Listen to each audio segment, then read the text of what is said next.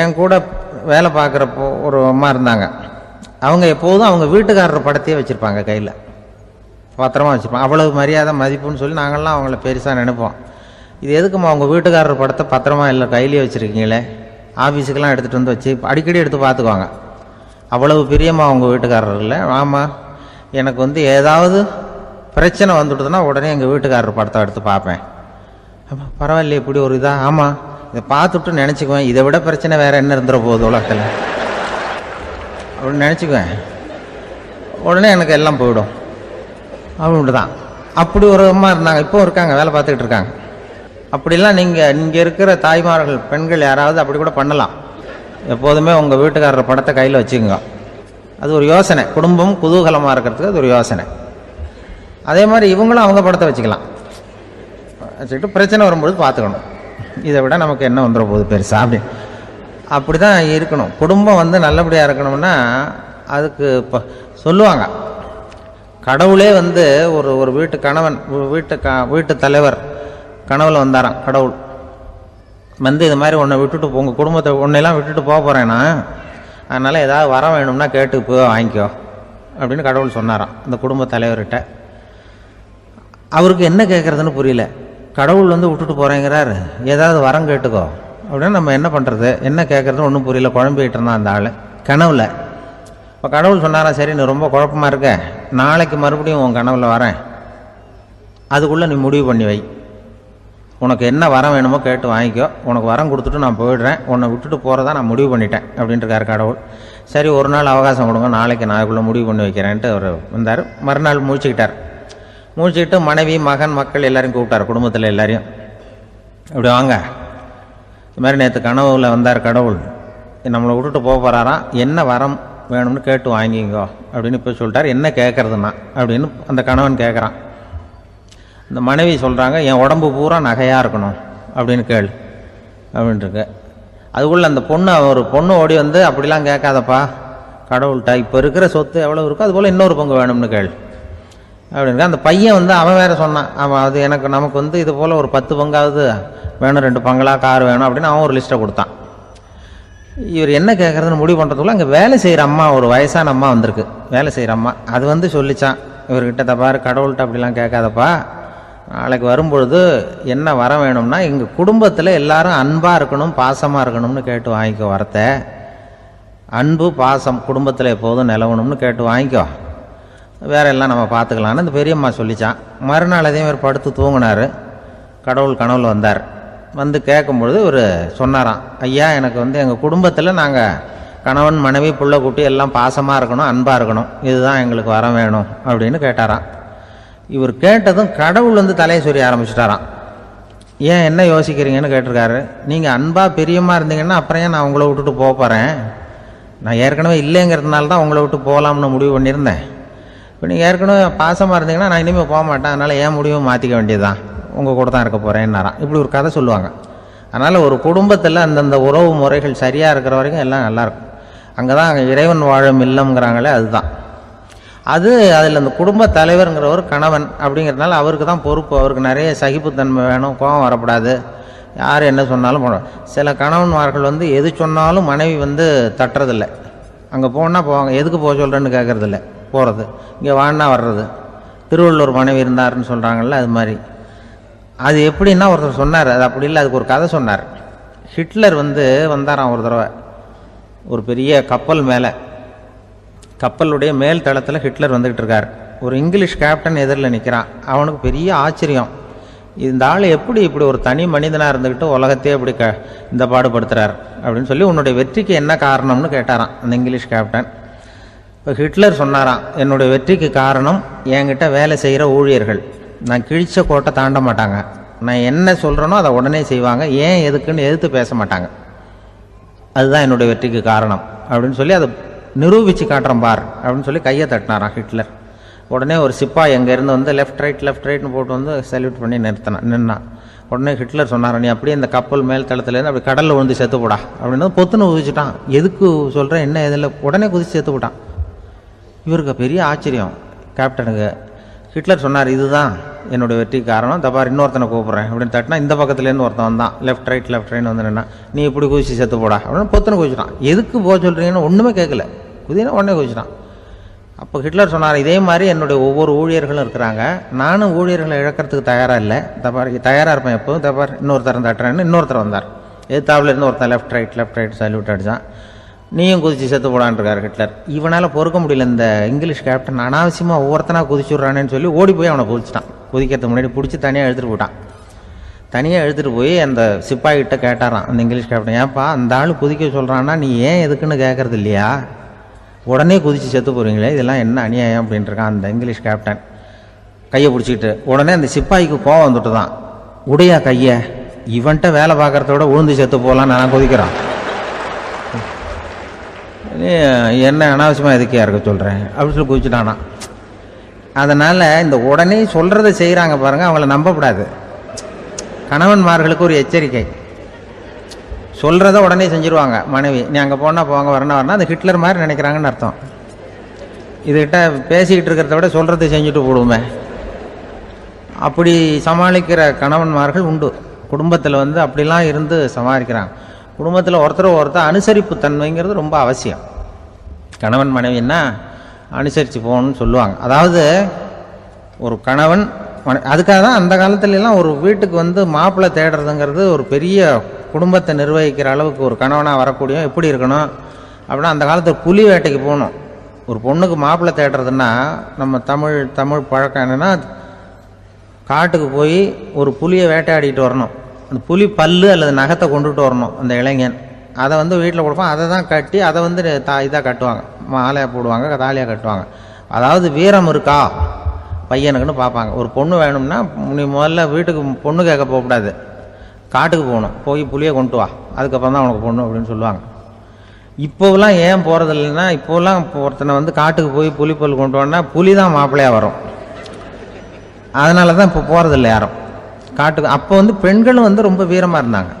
பெண்கள் மூலம் அந்த காலத்தில் எப்படின்னா, முறத்தாலேயே புலியை துரத்துவாங்களாம். நம்ம பழைய பாட்டிலெல்லாம் பார்த்துருப்பீங்க, முறத்தால் புலியை விரட்டினாங்கன்னு வரும் பழைய பாட்டு. ஒரு அந்த அளவுக்கு பெண்களுக்கு வீரம். இப்போ கல்யாணம் ஆகி இந்த காலத்தில் ஒரு கணவனை வந்து விரட்டிட்டு வந்தாங்களாம் முறத்தை எடுத்துக்கிட்டு, ஒரு மனைவி. அவன் பயந்துட்டு வெளில ஓடி வரான், பின்னாடி முறத்தை எடுத்துகிட்டு அந்த அம்மா ஓடி வருது. இவனை தனியாக பிடிச்சி கொண்டு போய், என்னப்பா இந்த மனைவிட்டு இப்படி பயந்து ஓடி வரையே, முறத்தால் துரத்துறா இப்படி வரையே அப்படின்னு தான் அவன் அப்படியே தடுமாறிக்கிட்டு, அதெல்லாம் ஒன்றும் இல்லை, அவன் என்ன புலியாக நினைக்கிறா அப்படின்னு ஒரு பெருமையாக சொல்லிட்டானான். அந்த காலத்தில் புலியை தான் முறத்தால் விரட்டினாங்க, இப்போ புருஷனை விரட்டுறாங்க அப்படின்னு சொல்லி. அப்படி அந்த காலத்தில் வந்து கணவனுக்கு ஒரு குடும்பத்தை நிர்வகிக்கிற திறமை இருக்கா, உடல் வலிமை தான் முக்கியம்.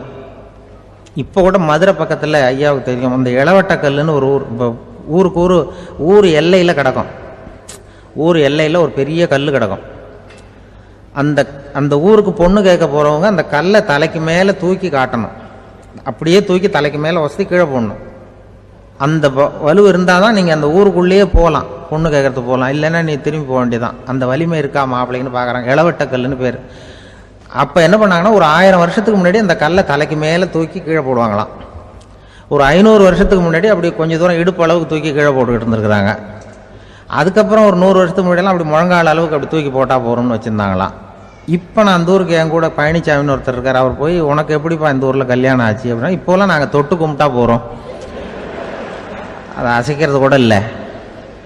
அப்படி ஆகிட்டுது. ஒரு குடும்பத்தை கணவனாக வரப்போகிறவனுக்கான தகுதி அந்த காலத்தில் அப்படி இருந்துதான்.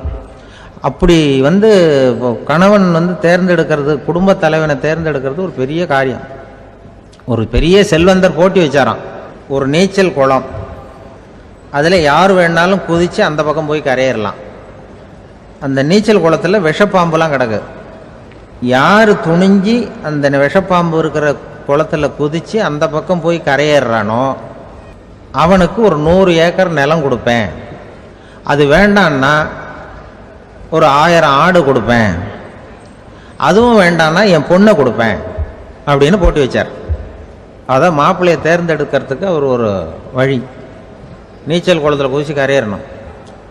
இப்போ அந்த ஊரில் இருக்கிற இளைஞர்கள்லாம் வந்து பார்க்குறாங்க அந்த குளத்தில் குதிக்கணும்னு. ஆனால் குளத்தில் வெறும் விஷப்பாம்புலாம் கிடக்கு. இது என்ன பண்ணுறதுன்னு பார்த்தா யாருமே குதிக்கிறதுக்கு தைரியம் வரல. திடீர்னு ஒருத்தன் துணிஞ்சு குதிச்சான். படபடன்னு அடிச்சுட்டு போய் அந்த பக்கம் கரையேறிட்டான். கரையேறின உடனே பரவாயில்லையே ஒரு ஆள் வந்துட்டான்னு சொல்லி அவனை அந்த இளைஞனை போய் பிடிச்சிட்டு வந்தாங்க. அந்த பெரியவர் கேட்டார், ஏப்பா இவ்வளவு பெரிய விஷப்பாம்பெல்லாம் கிடக்கிற நீச்சல் குளத்தில் நீ துணிஞ்சு குதித்து கரையேறி இருக்கிற, உனக்கு என்ன 1000 ஏக்கர் நிலம் கொடுத்துருவா, 100 ஏக்கர் நிலம் கொடுக்கவா சொல்கிறப்படி அப்படின்னா வேண்டாம் சார்ன்றான். ஓஹோ அப்படின்னா ஒரு 1000 ஆடு வேணுமா உனக்கு அப்படின்னா அதுவும் வேண்டாம் சார். ஓ அப்படின்னா என் பொண்ணு வேணுமா அப்படின்னா அதுவும் வேண்டாம் சாருங்கிறான். அப்புறம் எதுக்குடா குதிச்சுன்ட்டு என்ன உனக்கு என்ன தான் வேணும் அப்படின்னு கேட்டிருக்காரு. என்னை எவன் பிடிச்சி தள்ளி விட்டவன்னு தெரியணும் அப்படின்றான். அதுக்காக அவன் பார்த்துருக்கான். அப்படி இருந்தால் தான் துணிச்சல் வரும் இந்த காலத்தில். எதுக்கு இவ்வளவு சங்கடம்லாம் வச்சாங்கன்னா, ஒரு குடும்பத்துக்கு தலைவராக வர வேண்டிய ஒரு ஆள், கணவனாக இருக்க வேண்டியவனுக்கு துணிச்சல் இருக்கா, தைரியம் இருக்கா அப்படிங்கிறது பார்க்கறதுக்காக இப்படிப்பட்ட தேர்வு முறைகள்லாம் வச்சுருந்தாங்க அந்த காலத்துலலாம். இப்போலாம் கல்யாணம் பண்ணுறது ஆளுக்கு நேரில் பார்க்காமலே கூட கல்யாணம் நடக்குது இன்டர்நெட்டில். இப்போ சர்டிஃபிகேட் கேட்குறாங்க, நோய் நொடி இல்லாமல் இருக்காரா பார். காட்டுக்கெலாம் போக வேண்டாம், நேராக ஆஸ்பத்திரிக்கு போய் ஒரு சர்டிஃபிகேட் வாங்கிட்டு வா, உனக்கு ஒன்றும் வியாதி இல்லைன்னு ப்ரூவ் பண்ணு, அதுக்கப்புறம் பார்த்துக்கலாம், மற்றதை பேசுவோம் அப்படின்னு சொல்லி அப்படி இருக்குது நிலைமை. அதனால் குடும்பத்தில் அந்த கணவனாக இருக்கிற வேண்டியவனுக்கு பொறுப்பு அதிகம். ஏன்னா எல்லாத்தையும் அனுசரித்து போக வேண்டியதாக வந்தான். அப்படி தான் இருக்குது.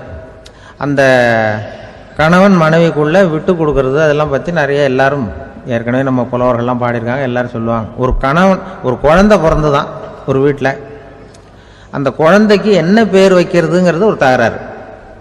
இந்த குழந்தைக்கு என்ன பேர் வைக்கிறதுங்கிறதுல தகராறு வந்துடுது. யார்? கணவனுக்கும் மனைவிக்கும். அவன் என்ன சொல்கிறான், எங்கள் அப்பா பேரை தான் வைக்கணுங்கிறான் அவன். இந்த அம்மா என்ன சொல்லுது, இல்லை எங்கள் அப்பா பேரை தான் வைக்கணும் அப்படிங்குது. காலையிலேருந்து சண்டை, தகராறு.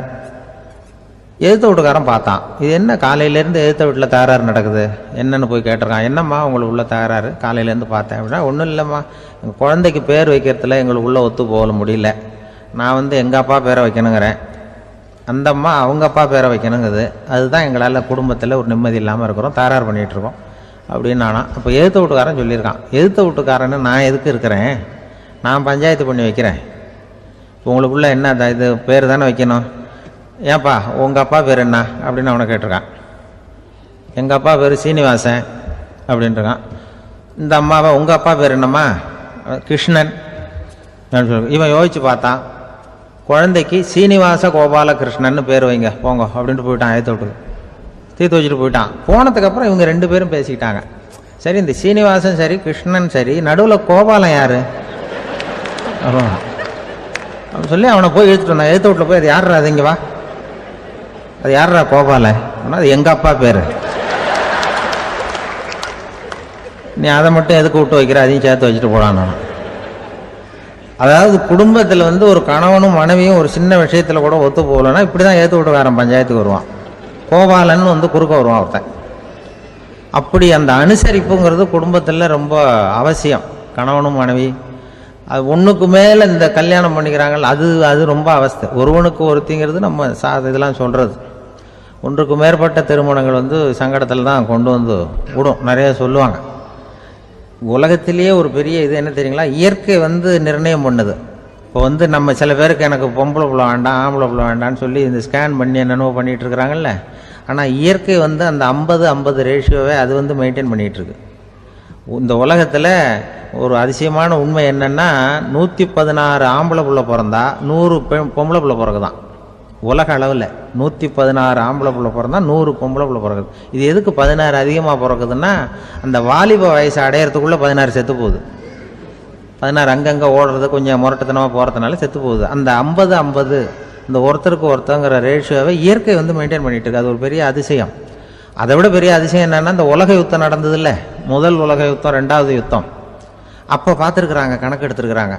அந்த யுத்தம் முடிஞ்ச பிறகு 116 ஆம்பளை பிள்ளைக்கு பதிலாக 160-170 பிறக்க ஆரம்பிச்சுதான். 100 பெண் குழந்தைக்கு 170-180 ஆண் குழந்தை. இது எதுக்குன்னா, அந்த போரில் செத்து போகுதில்ல ஆம்பளை பிள்ளைகள், அதை ஈடுகட்டுறதுக்காக அதிகமாக பிறக்க ஆரம்பிச்சிருக்கு. அந்த அளவுக்கு இயற்கை ஒரு பெரிய ரேஷியோவை மெயின்டைன் பண்ணுது. அதாவது ஒருவனுக்கு ஒருத்திங்கிறத அது சொல்லிகிட்டு இருக்கு. புறாவெல்லாம் வளர்த்திங்கன்னா, நான் கூட புறா வளர்த்துருக்குறேன் ஊரில். புறா வளர்த்திங்கன்னா ஒரு தடவைக்கு 2 முட்டை தான் விடும் ஒரு வீட்டுக்கு. அந்த 2 முட்டையும் குஞ்சு பறிச்சுன்னா அதில் ஒன்று ஆணாக இருக்கும், ஒன்று பொண்ணாக இருக்கும். அது எந்த முட்டை ஆண் எந்த முட்டை பெண்ணுங்கிறத இயற்கை நிர்ணயம் பண்ணுது. அதை நம்ம மாற்றவே முடியாது. ரெண்டையும் அந்த பெண்ணாவோ ரெண்டையும் ஆணாவோ மாற்ற முடியாது நம்ம. அதனால் அந்த இயற்கையை புரிஞ்சுக்கிட்டு நாம் நடந்துக்கணும். அதனால தான் ஒரு கணவன் ஒரு மனைவி, அதான் ஒருத்தருக்கு ஒருத்தங்கிறது. ஒன்றுக்கு மேலேனா சங்கடம் தான். ஒரு பஸ்ஸில் வந்து ரெண்டு பெண்கள் வந்துக்கிட்டு இருந்தாங்களாம். பஸ்ஸு பிரயாணம். 2 பெண்கள் வந்து பக்கத்தில் உட்காந்துருக்காங்க. அந்த கண்டக்டரை கூப்பிட்ருக்காங்க, இங்கே வாயா அப்படின்னு அந்த ஒரு அம்மா கூப்பிட்ருக்கு. என்னம்மா அப்படின்ட்டுருக்கார். வந்து இந்த ஜன்னலை திறந்து விட்டு போ அப்படின்னு. சரின்னு பக்கத்தில் இருந்த ஜன்னலை திறந்து விட்டு அவர் போயிட்டார். பக்கத்தில் இருந்தம்மா உடனே இங்கே வாயா மறுபடியும் வாயான்னு கூப்பிட்ருக்கு. வந்து என்ன இந்த ஜன்னலை மூடி விட்டு போ அப்படின்ட்டுருக்கு. மூடி விட்டு போனார். மறுபடியும் அந்த முன்னாடி கூப்பிட்டது வாமா வாயான்னு மறுபடியும் கண்டக்டரை கூப்பிட்டு, என்ன இந்த பார், இந்த ஜன்னலை வந்து நீ மூடி வச்சின்னா நான் மூச்சு திணறி செத்து போடுவேன். அப்புறம் உடனே பக்கத்தில் இருந்தம்மா தபாரியா அந்த அம்மா பேச்சை கேட்டுட்டு நீ திறந்து வச்சின்னா நான் குளிர் தாங்காமல் செத்து போடுவேன் அப்படின்னு. அவர் தலையை பிச்சுக்கிறார் கண்டக்டர். என்னடா பெரிய ரொம்ப போச்சேன்னு, கொஞ்சம் தூரம் பிரயாணம் இதில் கூட அட்ஜஸ்ட் பண்ணி போகக்கூடாதா அப்படின்னு. அப்போ அந்த பஸ்ஸில் பின்னாடி ஒருத்தன் கடைசி சீட்டில் வெயில் தாங்காமல் சட்டையெல்லாம் கட்டி போட்டுட்டு ஒரு கிராமத்து ஆள் பீடி குடிச்சிட்டு வரான். அவர் கூப்பிட்ருக்கான் அந்த ஆள், அந்த கண்டக்டர் இங்கே வாயா, அங்கே என்ன தகராறு அப்படின்னு. அந்த எதிர்த்து வீட்டுக்காரன் வந்தானே முன்னாடி பஞ்சாயத்துக்கு, அது மாதிரி கண்டக்டர் இங்கே வாயா, அவன் ஏன் நீ என்ன சொல்ல போகிற அப்படின்ட்டு வந்திருக்கான். சட்டையெல்லாம் கட்டி போட்டு பீடி குடிக்கிறான். பீடி புகையை ஊதி விட்டு அங்கே என்ன தகராறு அப்படின்னு கேட்டிருக்கான். ஒன்றும் இல்லையா, அந்த அம்மா வந்து ஜன்னலை திறந்தா செத்து போவேங்கிறது, இந்த அம்மா ஜன்னலை மூடுனா செத்து போவேங்கிறது.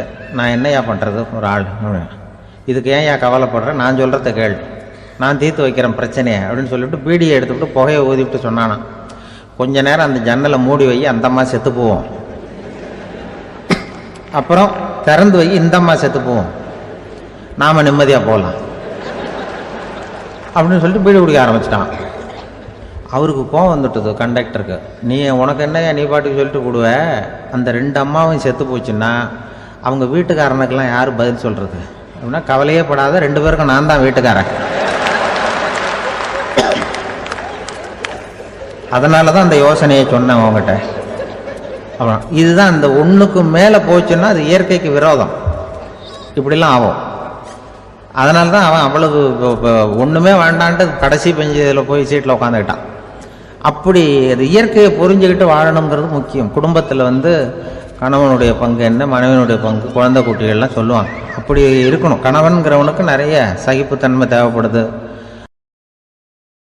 ஒருத்தர் மனசில் நிம்மதி இல்லாமல் உட்காந்துருந்தார். என்ன சார் விஷயம் அப்படின்னு விசாரித்தேன். அகலக்கால் வச்சுட்டேன், அதுதான் அவதிப்படுறேன்னார். விவரமாக சொல்லுங்கன்னு. வீடு கட்டணும்னு ஆரம்பித்தேன், வேலை பாதியிலே நிற்கிது, கையில் பணம் இல்லை அப்படின்னார். இது மாதிரி ஆசாமிகள் பல பேரை நீங்கள் பார்த்துருக்கலாம். இவங்கெல்லாம் சுலபமாக மன அழுத்தத்துக்கு ஆளாயிடுறாங்க. மன உளைச்சல், அதாவது ஸ்ட்ரெஸ் அப்படின்னு சொல்கிறோமே, அதுக்கு அடிப்படையான சில காரணங்கள் உண்டு. அதாவது மிகையாக திட்டமிடுதல் அப்படிங்கிறதும் ஒரு முக்கியமான காரணம். நடைமுறை சாத்தியம் என்னங்கிறத மனசில் வச்சுக்கிட்டு எந்த திட்டத்தையும் தீட்டணும், அப்போ தான் அது சரியாக வரும். 2வது காரணம் என்ன தெரியுமா, ஒரே நேரத்தில் பல்வேறு செயல்களில் ஈடுபடுறது. தொலைபேசியில் பேசிக்கிட்டே கையில் இருக்கிற கடிதத்தை படிச்சுக்கிட்டே எதிரில் உட்காந்துக்கிட்டு இருக்கிறவருக்கும் அப்பப்போ பதில் சொல்லிக்கிட்டு மனசில் பல்வேறு சிந்தனைகளை அப்படியே ஓட விட்டுக்கிட்டு இருக்கிறது, இதுவும் மன அழுத்தத்தை உண்டாக்குது. 3வது காரணம், எதிலேயும் வெற்றி மட்டும் எதிர்பார்க்குற ஒருதலைப்பட்சமான ஆர்வம். நாம் தொட்டதெல்லாம் வெற்றியாகவே முடியணும் அப்படின்னு எதிர்பார்க்குறவங்க ஏதாவது ஒன்றில் தோல்வியை கண்டால் தோண்டு போயிடுறாங்க. எப்படியும் முடியலாம்ங்கிற எண்ணம் ஏற்கனவே நமக்குள்ளே இருந்துட்டுதுன்னா அந்த அவஸ்தை வராது. அதனால் அதுவும் நம்ம வளர்த்து கொள்ள வேண்டிய ஒரு குணம். மன உளைச்சல் ஏற்படுறதுக்கு இன்னொரு காரணம், எதையும் வேகமாக செஞ்சுடணும் அப்படிங்கிற துடிப்பு. அந்த துடிப்பே மனசை அழுத்த ஆரம்பிச்சிடும். எந்த ஒரு காரியத்திலையும் தாமதமோ இடையூறோ ஏற்பட்டால் அதை பொறுத்துக்கிற மனப்போக்கம் வேணும். அது இல்லாதவங்க அழுத்தத்துக்கு ஆளாயிடுறாங்க. சில பேர் வேலைன்னு எந்த நேரம் பார்த்தாலும் வேலையே கதின்னு கிடப்பாங்க. பொழுதுபோக்குக்கோ உடற்பயிற்சிக்கோ குடும்பத்தில் உள்ளவங்க அல்லது நண்பர்கள் கூட கலந்துரையாடவோ கொஞ்சம் கூட நேரம் ஒதுக்க மாட்டாங்க. இந்த சுபாவம் மன அழுத்தத்தை உண்டு பண்ணும். இதையெல்லாம் புரிஞ்சுக்கிட்டு அதிலிருந்து விடுபடுறது எப்படின்னு யோசிக்கணும். வல்லுநர்கள் இது தொடர்பாக சில யோசனைகளை சொல்லி வச்சிருக்கிறாங்க. அது என்னன்னா, வாழ்க்கைங்கிறது பிரச்சனைகளால் பின்னப்பட்ட ஒன்று, அது எப்போவுமே முடிவடையாத ஒரு தொடர்கதை அப்படிங்கிறத முதல்ல நாம் புரிஞ்சுக்கணும். ஒரே நேரத்தில் ஒரு காரியத்தில் மட்டுமே நாம் கவனம் செலுத்தணும். அடுத்தவங்க காரியத்தில் தலையிடக்கூடாது. எதையும் பேச ஆரம்பிக்கிறதுக்கு முன்னாடி நம்மை நாமே கேட்டுக்க வேண்டிய கேள்வி 2. 1, நான் சொல்ல போகிறது ரொம்ப முக்கியமானதா? 2வது, நான் சொல்கிறத அவங்க கேட்கறதுக்கு ஆசைப்படுறாங்களா? நான் பேசுகிறதுக்கு அது சரியான நேரம் தானா? இதை யோசித்து பார்த்ததுக்கப்புறம் எதையும் பேச ஆரம்பிக்கணும். முடிஞ்ச அளவுக்கு வளைந்து போகிற சுபாவத்தை வளர்த்துக்கணும். நம்ம நேரம் விலை மதிப்பு இல்லாதது, அதை வீணாக்கக்கூடாது. சிரிக்க தெரியலனாலும் பரவாயில்ல, முகத்தில் கொஞ்சம் புன்முறுவலாவது காட்டணும். இதெல்லாம் ரொம்ப முக்கியம். அடுத்தவங்க ஏதாவது செஞ்சால் உடனே நன்றி சொல்ல மறக்கப்படாது. தினமும் கொஞ்சம் நேரத்தை தனிமையில் செலவு பண்ணணும். மன உளைச்சலிருந்து விடுபடுறதுக்கு 3 முக்கிய வழிகள் சொல்கிறாங்க. அதை சுருக்கமாக ரெட் அப்படின்னு சொல்கிறாங்க. RED ஆங்கில எழுத்தில். அந்த முதல் எழுத்து ஆர், அது என்னென்னா ரிலாக்ஸேஷன், அதாவது இடை ஓய்வு. 2வது E எக்ஸர்சைஸ், உடற்பயிற்சி. 3வது டயட், திட்டமிட்ட உணவு முறை. அதனால் தியானம், மூச்சு பயிற்சி இதெல்லாம் இந்த இடை ஓய்வுக்கு வழிகள். எந்த வேலையையும் தொடர்ந்து செய்யக்கூடாது. எல்லார்கிட்டையும் கலகலப்பாக பழகணும். மாதத்துக்கு ஒரு நாளாவது குடும்பத்தோடு வெளியில் போயிட்டு வரணும். சுலபமான உடற்பயிற்சிகளை செய்யலாம்.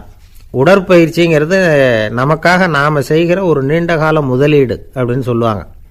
அதாவது லாங் டேர்ம் இன்வெஸ்ட்மெண்ட்டாக. அளவோடு சாப்பிட்ணும், மெதுவாக சாப்பிட்ணும். இதெல்லாம் கொஞ்சம் மனசில் வச்சுக்கிட்டு நடந்துக்கிட்டால் மகிழ்ச்சியாக வாழலாம். சில பேர் சாப்பாட்டு விஷயத்தில் ரொம்ப அக்கறை எடுத்துக்கிறது உண்டு.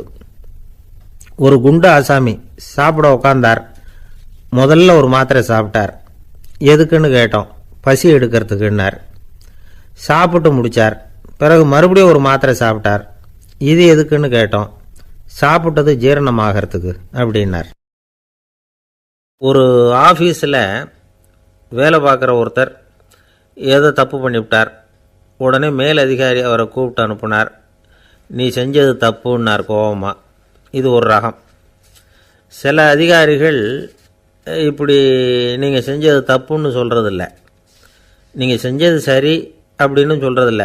எப்படி சொல்லுவாங்கன்னா, நீங்கள் செஞ்சது சரியில்லைன்னு நான் நினைக்கிறேன் அப்படின்னு சொல்லுவாங்களாம்.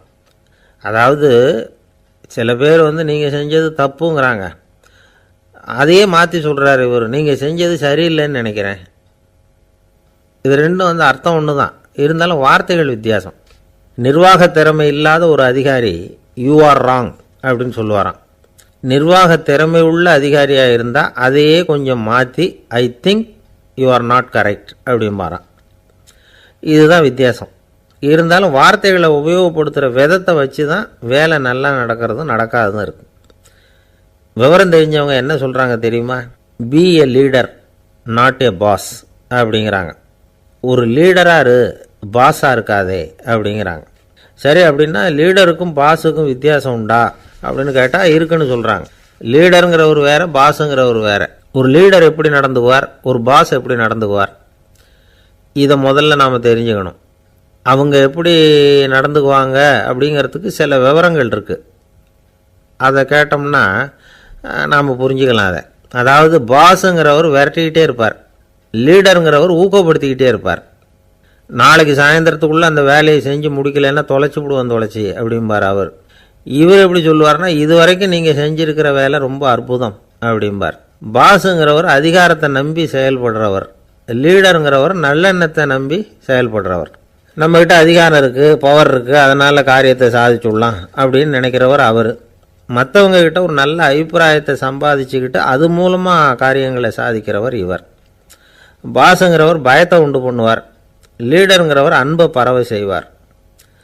அதை செய்யலைன்னா ஆடிட்டில் தகராறாயிடும், இதை செய்யலைன்னா இன்க்ரிமெண்ட்டு கட் ஆகிடும், இப்படி ஏதாவது சொல்லி பயமுறுத்திக்கிட்டே இருப்பார் அவர். இவர் அப்படி இல்லை. உடம்பு இப்படி இருக்குது, வீட்டில் எல்லோரும் சௌக்கியமாக இருக்கிறாங்களா, ஆஃபீஸில் எல்லாம் வசதியாக இருக்குதா, நான் ஏதாவது உதவி செய்யணுமா அப்படின்னு அன்புக்கு முக்கியத்துவம் கொடுப்பார். பாஸுங்கிறவர் எதுக்கெடுத்தாலும் நான் சொல்லிகிட்டு இருப்பார், லீடருங்கிறவர் நாமன்னு சொல்லிகிட்டு இருப்பார். பாஸுங்கிறவர் தப்புக்கு காரணம் யாருன்னு பார்ப்பார், லீடருங்கிறவர் தப்பு என்னன்னு பார்ப்பார். இதுதான் ரெண்டு பேருக்கு வித்தியாசம். The boss shows who is wrong, the leader shows what is wrong. அப்படின்னு சொல்லுவாங்க. இந்த காரியம் எப்படி செய்யப்பட்டிருக்கு அப்படின்னு தெரிஞ்சுக்கிறவர் பாஸ். இந்த காரியத்தை எப்படி செய்யணும்னு செஞ்சு காட்டுறவர் லீடர். பாஸுங்கிறவர் பணியாளர்களை திட்டுவார், லீடர் மரியாதைக்குரியவராக நடத்துவார், அதுக்குரியவராக அவர் நடந்துக்குவார். செய்கிற வேலையை ஒரு சுமையாக நினைக்க வைக்கிறவர் பாஸ், செய்கிற வேலையை ஒரு சந்தோஷமாக ஆக்கிறவர் லீடர். ஒரு முதலாளியாக இருக்கிறவர் அல்லது ஒரு நிர்வாகியாக இருக்கிறவர் இது மாதிரியான நுணுக்கங்களையெல்லாம் தெரிஞ்சு வச்சுக்கிறது நல்லது. ஒரு பாஸ் இருக்கார், அவர் ஒரு நாள் ரொம்ப பெருமையாக தன்னோட ஆஃபீஸை பற்றி பேசிக்கிட்டு இருந்தார். எனக்கு கீழே 200 பேர் வேலை செய்கிறாங்க சார், நான் ஒரு கோடு கிழிச்சா அவங்க அதை தாண்டாத அளவுக்கு நான் நடந்துக்கிறேன் சார் அப்படின்னார் அவர். அது எப்படி முடியுது உங்களால் அப்படின்னு கேட்டோம். நான் கோடே கிழிக்கிறதில்ல சார் அப்படின்னார். என்ன சார் உங்கள் பையன் என்ன செஞ்சுக்கிட்டு இருக்கிறான் இப்போது அப்படின்னு கேட்டார் ஒருத்தர். அடிக்கடி கண்ணாடி முன்னாடி நின்று அழகு பார்த்துக்கிட்டு இருக்கிறான் சார் அப்படின்னார் அப்பா. இளம் பருவம் இப்படி தான் இருக்கும், அதையெல்லாம் சாதாரணமாக நினச்சிடாதீங்க அப்படின்னார் அவர். என்ன சார் சொல்கிறீங்க, கண்ணாடி முன்னாடி நின்றுக்கிட்டு நேரத்தை வீணாக்கிக்கிட்டு இருக்கான், அதை ஒரு பெரிய விஷயமாக நான் நினைக்கணுமா அப்படின்னார் இவர். இளம் பருவத்தில் இளைஞர்களுக்கும் சின்ன பொண்ணுங்களுக்கும் அடிக்கடி கண்ணாடியில் பார்க்கணும்னு தோணும். அது வெறுமனே அழகு பார்க்குறது மட்டும் இல்லை, அவங்க தங்களையே தேடி கண்டுபிடிக்கிற ஒரு முயற்சி அது. இது ஒரு மனோதத்துவ விளைவு. இது வரைக்கும் சின்ன பிள்ளையாக இருந்துட்டோம், இனிமேல் நாமளும் மற்றவங்க மாதிரி மனிதர்கள் தான் அப்படிங்கிற உணர்வு அவங்களுக்கு வருது. தங்களோட முகம் எப்படி இருக்குது, அழகு எப்படி இருக்குது, உடம்பு நேரம் எப்படி இருக்குது, முடி எப்படி இருக்குது அப்படிங்கிறதையெல்லாம் கண்டுபிடிக்கிறாங்க. அதுக்கப்புறம் இன்னொரு ஆணோ பொண்ணோ தன்னை கவனிக்கணும் அப்படின்னு நினைக்கிறாங்க. இதெல்லாம் மனோதத்துவ உண்மைகள், இதெல்லாம் இயற்கை. இதை பார்த்துட்டு பெற்றவங்க பிள்ளைங்க கெட்டு போட்டாங்க அப்படின்னு நினைக்கக்கூடாது, அவங்கள திட்டிக்கிட்டே இருக்கக்கூடாது. இன்றைக்கி பல குடும்பங்களில் இதுதான் நடந்துக்கிட்டு இருக்குது. மனுஷ வாழ்க்கையிலேயே இப்படியும் இல்லாத அப்படியும் இல்லாத ஒரு பருவம் இளம் பருவம். 13லேருந்து 19 வயசுக்கு உட்பட்ட ஆண்கள் பெண்கள் இந்த வகையை சேர்ந்தவங்க, டீனேஜ் குரூப். இவங்களை சின்னவங்கன்னு நினச்சிட முடியாது, பெரியவங்கன்னு நினச்சிட முடியாது. இவங்க ரொம்ப சென்சிட்டிவ். சமூகம் நினச்சா இவங்களை நல்லவங்களாகவும் ஆக்கலாம், கெட்டவங்களாகவும் ஆக்கலாம். கொஞ்சம் அக்கறை எடுத்துக்கிட்டால் பெரிய பெரிய மேதைகளையும் விஞ்ஞானிகளையும் உருவாக்கலாம். ஆனால் நடக்கிறது என்ன தெரியுமா, அநேகமாக இவங்களை யாருமே சரியாக புரிஞ்சுக்கிறது இல்லை, இவங்களை சரியாக நடத்துறதும் இல்லை. இது வரைக்கும் நாம் சொல்கிறத கேட்டுக்கிட்டு இருந்தான், இப்போல்லாம் அவன் இஷ்டத்துக்கு நடக்க ஆரம்பிச்சிட்டான் அப்படின்னு வருத்தப்படுற பெற்றோர்கள் அதிகம். இது வருத்தப்படுற விஷயம் இல்லை, சந்தோஷப்பட வேண்டிய விஷயம். உங்கள் புள்ள சொந்தமாக யோசிக்க ஆரம்பிக்கிறதும் நடந்துக்க ஆரம்பிக்கிறதும் ஒரு தப்பான விஷயமா? அவன் கடைசி வரைக்கும் உங்கள் பேச்சையே கேட்டுக்கிட்டு இருக்கணுங்கிறது என்ன நியாயம்? இன்றைக்கி இளைஞர்களை பெரியவங்க தப்பாக புரிஞ்சுக்கிட்டு தவறாக நடத்துறதுனால தான் அவங்களுக்கு வெறுப்பு, எரிச்சல், மனக்கசப்பு எல்லாம் உண்டாகுது. பெற்றவங்க சரியாக மதிக்கிறது இல்லை அப்படிங்கிற ஒரே காரணத்தினாலேயே வீணாக போகிற பிள்ளைங்க இன்றைக்கி அதிகம். சரி, பெற்றவங்களுக்கு இன்றைக்கி என்ன தான் புத்தி சொல்ல வர்றீங்க அப்படின்னு கேட்குறீங்களா? நாம் எதையும் சொல்ல வரல, ஆனால் அது சம்பந்தமான சில நிபுணர்கள் சொல்லியிருக்கிறத உங்கள் காதில் போட்டு வைக்கலாம். அது என்னென்னா, பிள்ளைங்க கிட்ட அன்பு செலுத்துங்க. குழந்தையாக இருந்தப்போ எவ்வளவு பாசமாக இருந்தீங்க, வளர வளர அதை ஏன் குறைச்சிக்கிறீங்க? பெற்றவங்களின் அன்பான வார்த்தைகளுக்கு ஏங்குறவங்க தான் இன்றைய இளைஞர்கள். அவங்க எதை சொன்னாலும் அதை அக்கறையாக காது கொடுத்து கேளுங்க, அலட்சியப்படுத்தாதீங்க.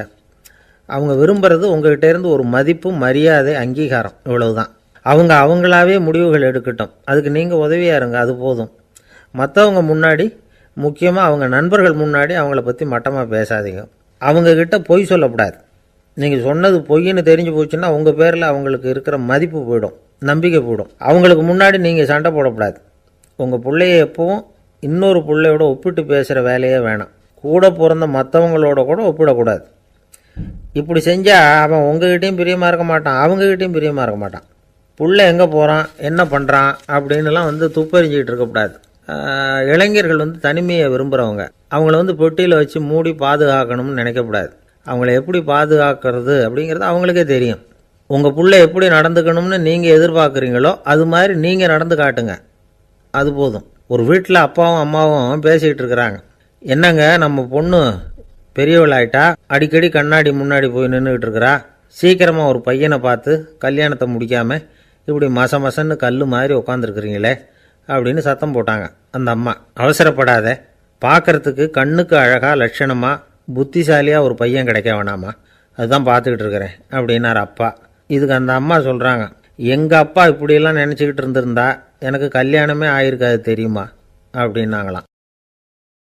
1816 வருஷம் செப்டம்பர் மாதம் 11 பிரான்ஸ் தேசத்தில் உள்ள ஒரு மருத்துவமனை.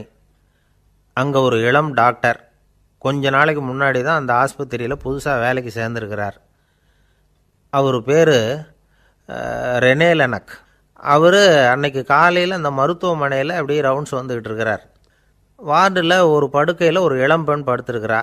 அந்த பொண்ணுக்கு இருதய நோயாக இருக்கலாம்ங்கிறது மற்ற டாக்டர்கள் சந்தேகம். அந்த காலத்துல எல்லாம் ஒருத்தருடைய இருதய துடிப்பை தெரிஞ்சுக்கணும்னா நோயாளியின் மார்பில் டாக்டர் காதை வச்சு பார்த்து தான் தெரிஞ்சுக்கிறது வழக்கம். ஆனால் இந்த பெண்ணும் இளம் பெண், அந்த டாக்டரும் புதுசாக சேர்ந்துருக்கிறவர். அதனால் பரிசோதனை பண்ண தயங்கினார். கொஞ்ச நேரம் யோசனை பண்ணார். திடீர்னு ஒரு ஞாபகம் வந்தது அவருக்கு. அதாவது அன்றைக்கி விடியற் காலையில் தோட்டத்தில் அப்படி வாக்கிங் போயிட்டு இருந்தப்போ சின்ன பசங்கள்லாம் ஒரு மரக்கட்டையை வச்சு விளையாடிக்கிட்டு இருந்தாங்களாம். அதை இவர் பார்த்துருக்கிறார்.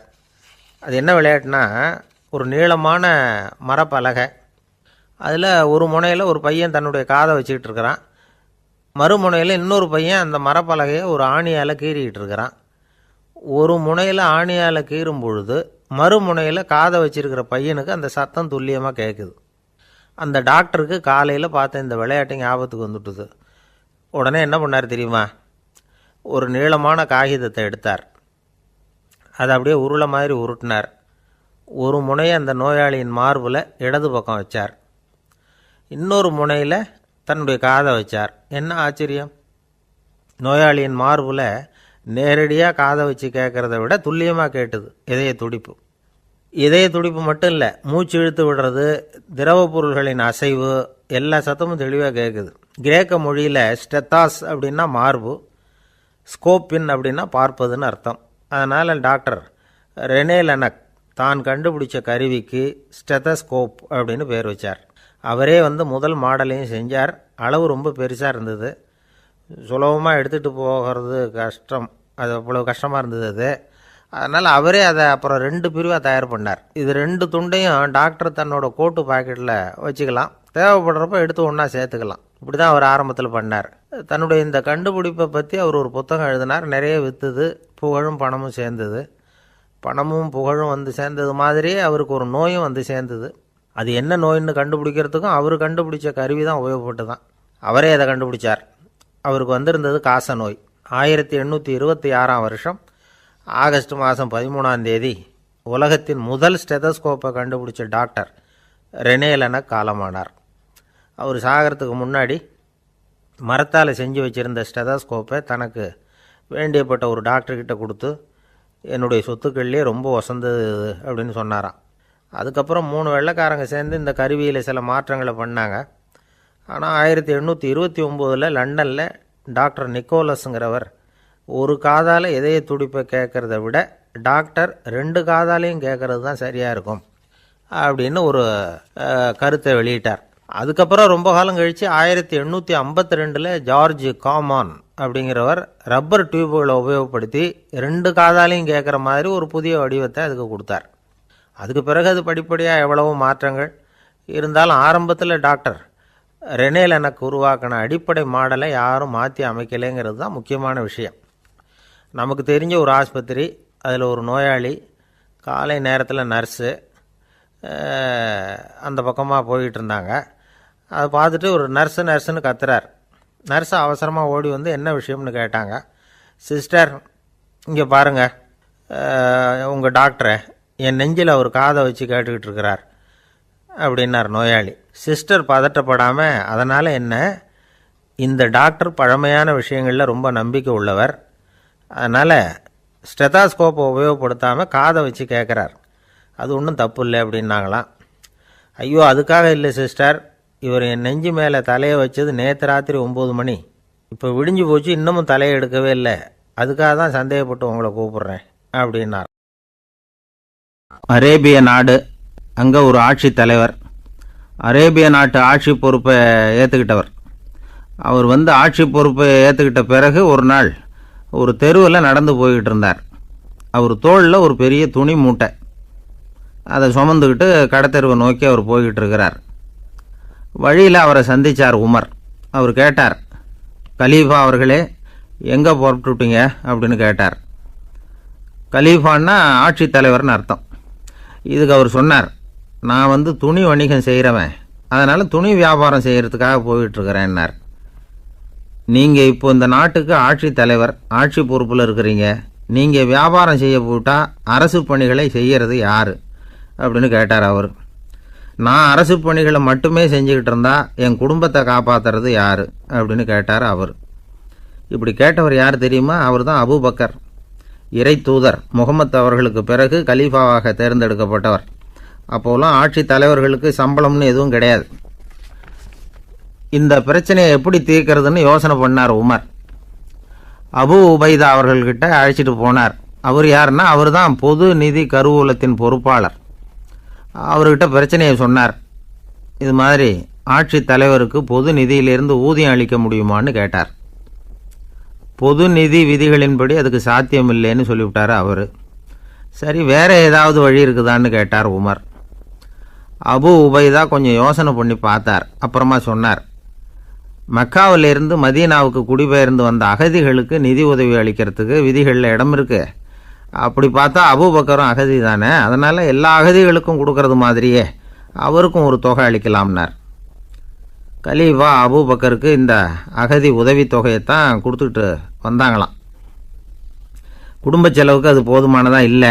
இருந்தாலும் கலீஃபாங்கிறதுக்காக மற்ற அகதிகளை விட அதிகமாக தொகையை பெற அவர் விரும்பலை. மார்பு பக்கம் கிழிஞ்சிருந்த ஒரு மேலாடையை தான் அவர் அணிஞ்சிருந்தார். அவருடைய துணைவியார் அஸ்மா, அவங்க ஒரு நாள் தேன் அருந்த ஆசையாக இருக்குன்னாங்களாம். நமக்கு கிடைக்கிற ஊதியம் குடும்ப செலவுக்கே போதுமானதா இல்லையே, இந்த நிலையில் தேன் வாங்கிறதுக்கு காசுக்கு நான் எங்கே போவேன்ருக்கார் அவர். கொஞ்ச நாள் கழித்து அவங்க ஒரு தொகையை அவர்கிட்ட கொடுத்து தேன் வாங்கிட்டு வர சொன்னாங்களாம். இவருக்கு ஆச்சரியம், ஏது இந்த பணம்னு கேட்டிருக்காரு. நீங்கள் தினமும் குடும்ப செலவுக்காக கொடுத்துக்கிட்டு வந்த பணத்தில் கொஞ்சம் கொஞ்சமாக மிச்சப்படுத்தி வச்சேன்னாங்களாம். அபூபக்கர் அந்த பணத்தை எடுத்துக்கிட்டு நேராக பொது நிதி கருவூல பொறுப்பாளர்கிட்ட போனார். இந்த பணத்தை பொது நிதியில் சேர்த்துருங்க, இது அதிகப்படியாக எனக்கு தரப்பட்டு வந்த ஊதியம், அடுத்த மாதத்துலேருந்து இந்த தொகையை குறைச்சிங்கன்னு வேற சொல்லிவிட்டாராம். பசியை தணிக்க தேவையான அளவு உணவு, ஒரு ஜோடி உடை, இதை தவிர கூடுதலாக மக்கள் பொது நிதியிலிருந்து வாங்கிக்கிறதுக்கு என் குடும்பத்தாருக்கு உரிமை இல்லை அப்படின்னு சொல்லி கண்டிப்பாக சொல்லிவிட்டாராம். அவர் வாங்கிட்டு வந்த இந்த குறைந்த ஊதியம் கூட அவர் மனசை உறுத்திக்கிட்டே இருந்தது. கடைசி நேரம் அவர் தம்முடைய மகள் ஆயிஷா அவர்களை அழைச்சார். மகளே, இதுவரைக்கும் பொது நிதியிலிருந்து நான் வாங்கிட்டு வந்த தொகை என்னுடைய இதயத்தில் பாரமாக அழுத்திக்கிட்டு இருக்கு. என் தோட்டத்தை விற்று அதில் வர்ற பணத்திலேருந்து நான் இதுவரைக்கும் வாங்கிட்டு வந்த ஊதிய தொகையை கணக்கு போட்டு பொது நிதியில் சேர்த்து விடு அப்படின்னாராம். பதவி ஏற்கிறதுக்கு முன்னாடி தன்கிட்ட இருந்ததை விட இப்போ கூடுதலாக என்ன சொத்து இருக்குன்னு பார்த்துருக்கார். ஒரு ஒட்டகம், ஒரு கோப்பை, ஒரு பணியாள்.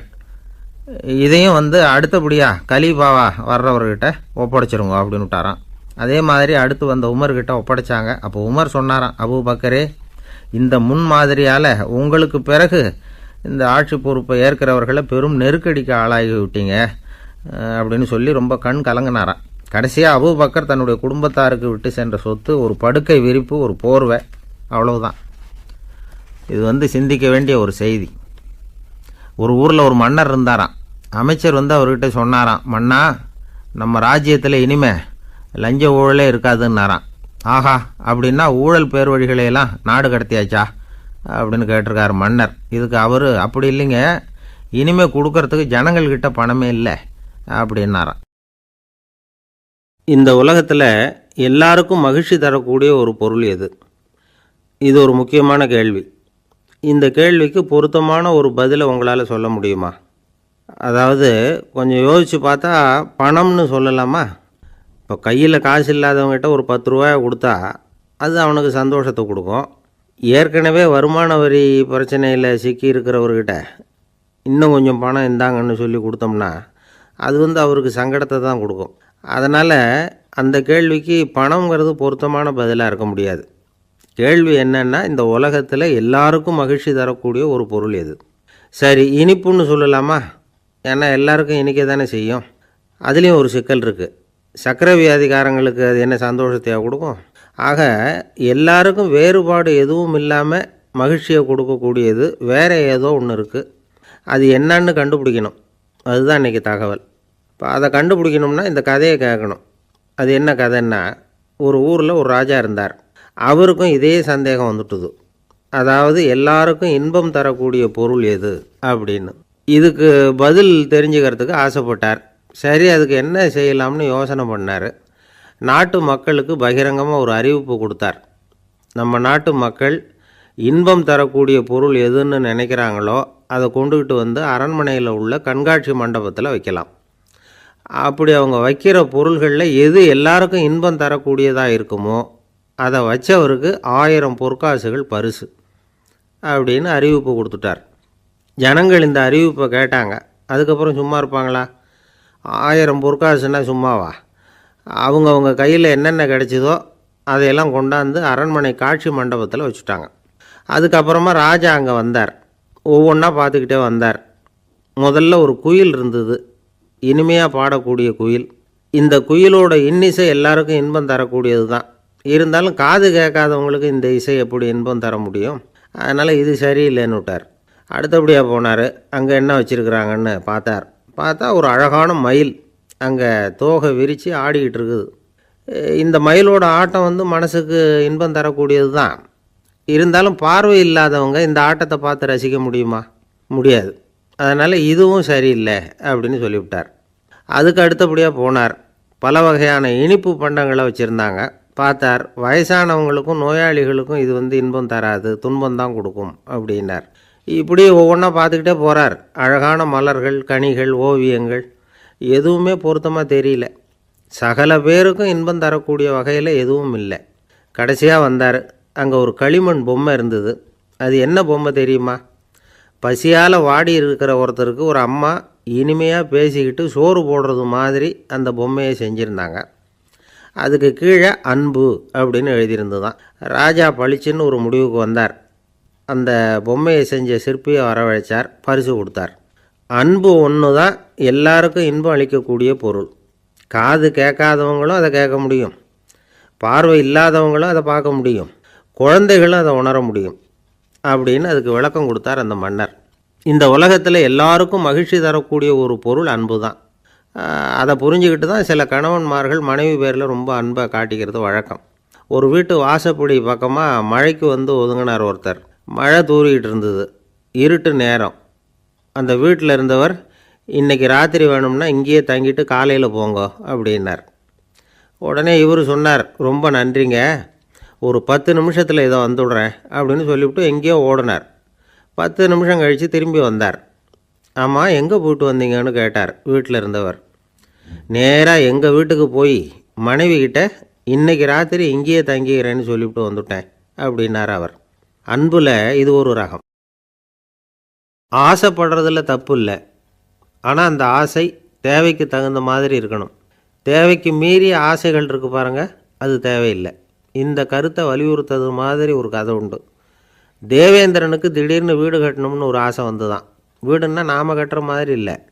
தேவேந்திரன் வீடுன்னா சும்மாவா? ஒரு பிரம்மாண்டமான அரண்மனை கட்டணும். அது மாதிரி இந்த 3 லோகத்துலேயும் ஒரு அரண்மனை கிடையாது அப்படின்னு எல்லாரும் சொல்லணும். இது அவனோட ஆசை. உடனே தேவ தச்சரான விஸ்வகர்மாவை கூப்பிட்டான், உத்தரவு போட்டான். விஸ்வகர்மா தன்னுடைய உதவியாளர்களை எல்லாம் கூப்பிட்டு ஒன்றா சேர்த்துக்கிட்டார். படாத பாடுபட்டு ஒரு பெரிய அரண்மனையை கட்டி முடித்தார். கட்டி முடிக்க 1000 வருஷம் ஆச்சு. தேவேந்திரன் பார்க்குறான். அவனுக்கு திருப்தி ஏற்படலை. என்னுடைய அந்தஸ்துக்கு இது ரொம்ப சாதாரணமான கட்டிடம், இதை விட இன்னும் பெருசாக கட்டு அப்படின்னா. தேவ தச்சர் திணறி போயிட்டார். அவரால் அதுக்கு மேலே எதுவும் செய்ய முடியல. என்ன பண்ணுறதுன்னு யோசனை பண்ணார். நேராக நாரதர் காலில் போய் விழுந்தார். நீங்கள் தான் என்னை இந்த பிரச்சனையிலேருந்து காப்பாற்றணும்னார். நாரதர் யோசனை பண்ணார். சரி, கவலைப்படாதேன்னார். நேராக இந்திரன்கிட்ட போனார். இந்திரன் நாரதரை பார்த்த உடனே வாங்கன்னு கூட்டிகிட்டு போய் அரண்மனையை காட்டினான். இது மாதிரி ஒரு அரண்மனையை நீங்கள் வேறு எங்கேயாவது பார்த்துருக்குறீங்களா அப்படின்னு ரொம்ப பெருமையாக கேட்டான். நான் பார்த்ததில்லை, ஆனால் என்னை விட வயசில் மூத்தவர் மகரிஷி லோமேசர், அவர் ஒரு வேளை பார்த்துருக்கிறாரா என்னமோ அப்படின்னார். உடனே அவரை மனசில் நினச்சி தியானம் பண்ணினார். அடுத்த கணம் லோமேசர் அங்கே வந்தார். இடையில் ஒரு சின்ன துண்டு, கையில் ஒரு கமண்டலம், தலையில் ஒரு பாய், அவ்வளவுதான் அவர்கிட்ட இருந்தது. எதுக்காக தலையில் எந்த பாய் அப்படின்னு கேட்டான் இந்திரன். என்ன மாதிரி அற்ப ஆயுள் உள்ள ஒரு ஜீவன் தனியாக வீடு கட்டிக்கிட்டு திண்டாடணுமா? இந்த பாய் தான் ஒரு வீடு மாதிரி எனக்கு நிழல் கொடுக்குது அப்படின்னார் அவர்.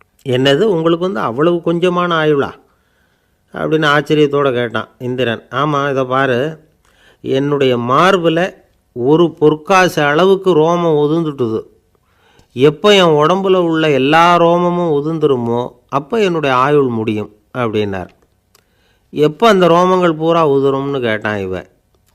ஒரு பிரம்மா மறைஞ்சதும் ஒரு ரோமம் உதிரும். என் உடம்புல உள்ள ரோமங்களின் எண்ணிக்கை எவ்வளவோ அவ்வளவு பிரம்மாக்கள் தோன்றி அவங்க ஆயுள் முடியும் பொழுது என் உடம்புல உள்ள ரோமங்கள் பூரா உதிரும் அப்படின்னார். அப்படின்னா ஒரு பிரம்மாவோட ஆயுள் எவ்வளவு காலம்னு கேட்டான்.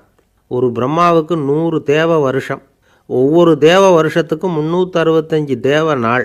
ஒவ்வொரு தேவ நாள்லேயும் ஒன்றை மாதிரி 14 இந்திரர்கள் தோன்றி மறைகிறாங்க அப்படின்னு மகரிஷி லோமேசர் சொல்கிறார். இதை கேட்டதும் இந்திரன் ஆடி போயிட்டான்.